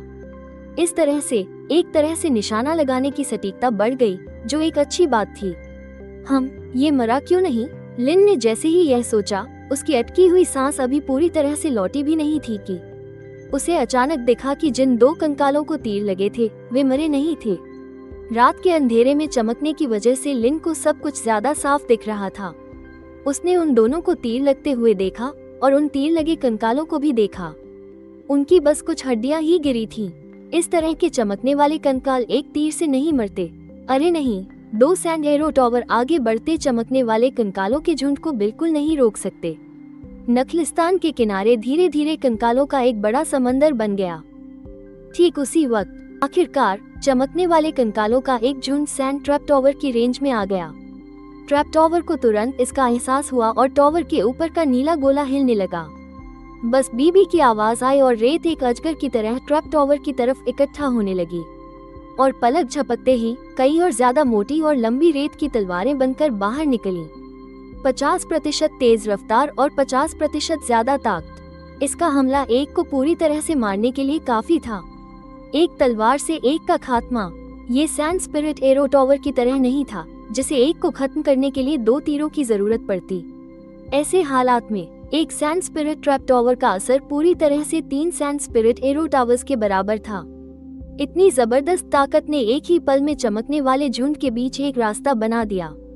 लिन ने तुरंत दोनों सैंड स्पिरिट एरो टावर्स को पास आने वालों पर पहले हमला करने के लिए सेट कर दिया। इसके बाद उसने खुद से उसे कंट्रोल करना शुरू कर दिया और अपनी चेतना को सैंड स्पिरिट ट्रैप टॉवर से जोड़ दिया। जो भी ज्यादा करीब आता वो ट्रैप टॉवर से वही हमला करवाता। लिन के कंट्रोल करने पर आखिरकार हालात काबू में आने लगे। कंकालों के समंदर के फैलाव को तो रोक दिया। अच्छा हुआ कि मैं पूरी ताकत से खूनी चांद की तैयारी कर रहा था। इस रेतीले तीर टावर को मजबूत करके रेतीला यंत्र टावर बना दिया और धीरे धीरे हालात काबू में आ गए।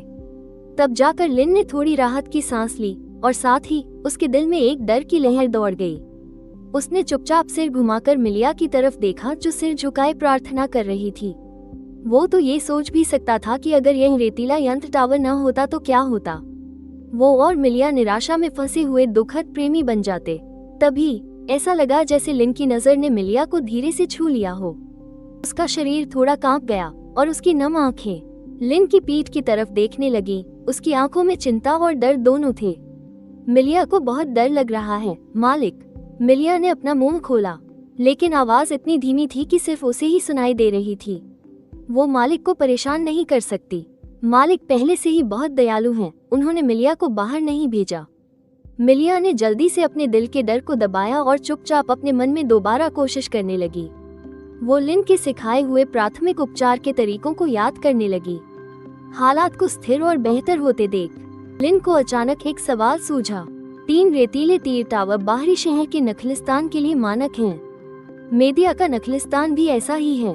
केवल कुछ ही लोग फालतू के ऊर्जा पत्थर खर्च करेंगे और ज्यादा रेतीले तीर टावर बनाने और उनकी देखरेख करने के लिए। टावरों को मजबूत करना भी कोई बहुत बड़ी जरूरत नहीं है। ये तो बस उन गुलामों के मालिकों के लिए एक बीमा जैसा है जिनके पास बहुत सारे ऊर्जा पत्थर हैं और जिन्हें अपनी जान ज्यादा प्यारी है। अगर ऐसा है तो मेरे नखलिस्तान में तो मजबूत किया हुआ रेतीला यंत्र टावर है, तभी तो हम इतनी बुरी हालत में नहीं फंसे। तो फिर दूसरे आम नखलिस्तानों का क्या होगा? वो तो बड़ी मुसीबत में पड़ गए होंगे। जैसे कि मेरा वो पड़ोसी जो मुझसे दोस्ती नहीं रखता, जालिम जो हमेशा से मेरे मूल ऊर्जा स्तंभ पर नजर गड़ाए हुए हैं। अगर खूनी चांद की यह लहर जालिम को अपने साथ ले गई तो। ये सोचते ही लिन की थोड़ी थकी हुई आंखों में अचानक एक चमक आ गई। तब मैं सीधे उसके नखलिस्तान से रेतीले तीर टावर ले आऊंगा और फिर मेरे नखलिस्तान में 3 नए रेतीले तीर टावर जुड़ जाएंगे। अगर सच में 3 और मिल गए तो, और उन सभी रेतीले तीर टावरों को मजबूत कर दिया तो इस तरह की खूनी चांद की रात का सामना करते समय मैं भी पूरी तरह से चैन की नींद सो सकता हूँ। पर ध्यान से सोचने पर इस अंदाजे से लिन के मन में जो उत्साह आया था वो धीरे धीरे समझदारी के कारण खत्म होने लगा। इतनी ताकतवर कंकालों की भीड़ का सामना सिर्फ 3 रेतीले तीर टावरों के भरोसे। आम हालात में तो वो वाकई नहीं टिक सकते, लेकिन जालिम और उसके लोगों के पास गुलाम हैं। वो कुछ रक्षा के लिए किलेबंदी कर सकते हैं और साथ ही बचाव के लिए गुलामों का इस्तेमाल कर सकते हैं। हालांकि इससे शायद उसे लूटपाट करने का मौका न मिले, लेकिन लिन इस मौके को जाने भी नहीं देना चाहता था। अब जब मेरे पास वो 2 कुबड़ वाला ऊंट है तो आना जाना बहुत आसान हो गया है। कल सुबह होते ही मैं ऊंट पर बैठकर जालिम के नखलिस्तान जाकर हालात देखूंगा। पूरा समय है। अगर जालिम का नखलिस्तान सच में तबाह हो गया तो मैं उसके सारे मूल ऊर्जा स्तंभ ले आऊंगा। अगर ऐसा नहीं भी हुआ तो लिन को लगा कि इन रेतीले तीर टावरों के मूल ऊर्जा स्तंभों के साथ पहले जैसा नहीं होगा कि चाहकर भी उन्हें खरीद न सको। यकीनन दूसरे नखलिस्तान भी तबाह हुए होंगे। पहले मेरे नखलिस्तान की तरह अधमरी हालत वाले नखलिस्तान कम नहीं हैं, बहुत सारे। इसका मतलब है कि बाजार में जरूर बड़ी तादाद में मूल ऊर्जा स्तंभों की भारी बिक्री होगी, खास कीमत पर। बस मेरे पास काफी ऊर्जा पत्थर होने चाहिए, फिर मुझे इस बात की चिंता करने की जरूरत नहीं होगी कि मैं मूल ऊर्जा स्तंभ खरीद नहीं पाऊंगा। असल में बदलाव शायद सिर्फ इतना ही नहीं होगा। इस खूनी चांद के बाद पूरा एट्रेडिस शहर और शायद पूरा रेगिस्तान एक बहुत बड़े बदलाव का सामना करेगा। जैसे कि युआन मैजिशियन का दर्जा यकीनन एक बार फिर से बढ़ जाएगा और ऐसी ऊंचाई पर पहुंच जाएगा जो पहले कभी नहीं देखी गई। भले ही युआन एनर्जी ओबेलिस्क हो, लेकिन वो भी यकीनन बहुत ज्यादा नहीं होंगे और बिना काफी सैंड स्पिरिट स्वॉर्ड टॉवर के उन्हें सिर्फ मजबूत ही किया जा सकता है। सैंड स्पिरिट स्वॉर्ड टॉवर को मजबूत करना सीधे सीधे गुलामों के मालिकों की सबसे बड़ी जरूरत बन जाएगा, और मैं खुद भी तो एक तरह से आधा युआन मैजिशियन हूँ। वो मन में यही सोच रहा था कि ब्लड मून के बाद किस तरह के बदलाव आएंगे। तभी लिन एन को अचानक महसूस हुआ कि सैंड स्पिरिट मैकेनिकल टॉवर से उसका कनेक्शन पल भर में टूट गया है। उसने सिर घुमाकर देखा, सैंड स्पिरिट मैकेनिकल टॉवर के ऊपर का रोशनी का गोला अचानक बुझ गया और ठीक उसी पल जिन चमकते हुए कंकालों को पीछे धकेल दिया गया था, उनके झुंड ने तुरंत पलटवार कर दिया। जैसा सोचा था, उस ओरिजिन स्टोन की एनर्जी खत्म हो गई थी, लेकिन पलक झपकते ही सैंड स्पिरिट मैकेनिकल टॉवर के ऊपर रोशनी का गोला फिर से बन गया, बिल्कुल पहले की तरह ही चमकदार। लिन एन ने राहत की सांस छोड़ी। शुक्र है कि मैंने पहले से ही ओरिजिन स्टोन को अपने आप रिफिल करने वाला ये डिवाइस बना लिया था, वरना मेरे पास बाहर भागकर जाने का बिल्कुल भी वक्त नहीं होता। और सैंड स्पिरिट मैकेनिकल टॉवर में ओरिजिन स्टोन डालने का, जैसा कि मैंने अभी अभी देखा, इन चमकते कंकालों के झुंड का पलटवार इतना तेज था कि अगर मैं जाता तो जिंदा वापस नहीं आता। इसके साथ ही वो मन ही मन याद करने लगा कि सैंड स्पिरिट मैकेनिकल टॉवर को एक ओरिजिन स्टोन खत्म करने में कितना समय लगा था। उसने मन में थोड़ा हिसाब लगाया, अगर सैंड स्पिरिट मैकेनिकल टॉवर को पूरी रात लगातार चलाना हो तो लगभग 4 ओरिजिन स्टोन लगेंगे। मैंने जो 30 ओरिजिन स्टोन अंदर रखे हैं वो यकीनन काफी होंगे। जब हालात पूरी तरह से काबू में आ गए, तब जाकर लिन एन ने फिर से चैन की सांस ली। घर के बाहर नखलिस्तान की ओर देखने पर नजारा पूरी तरह से बदल चुका था। कंकाल झुंड के झुंड में गिर रहे थे, मानो घास काटी जा रही हो। खासकर वो नजारा जब सैंड स्पिरिट मैकेनिकल टॉवर से निकली रेत की तलवारें उन्हें सीधे तोड़कर हड्डियों के ढेर में बदल रही थी। लिन एन की आंखों में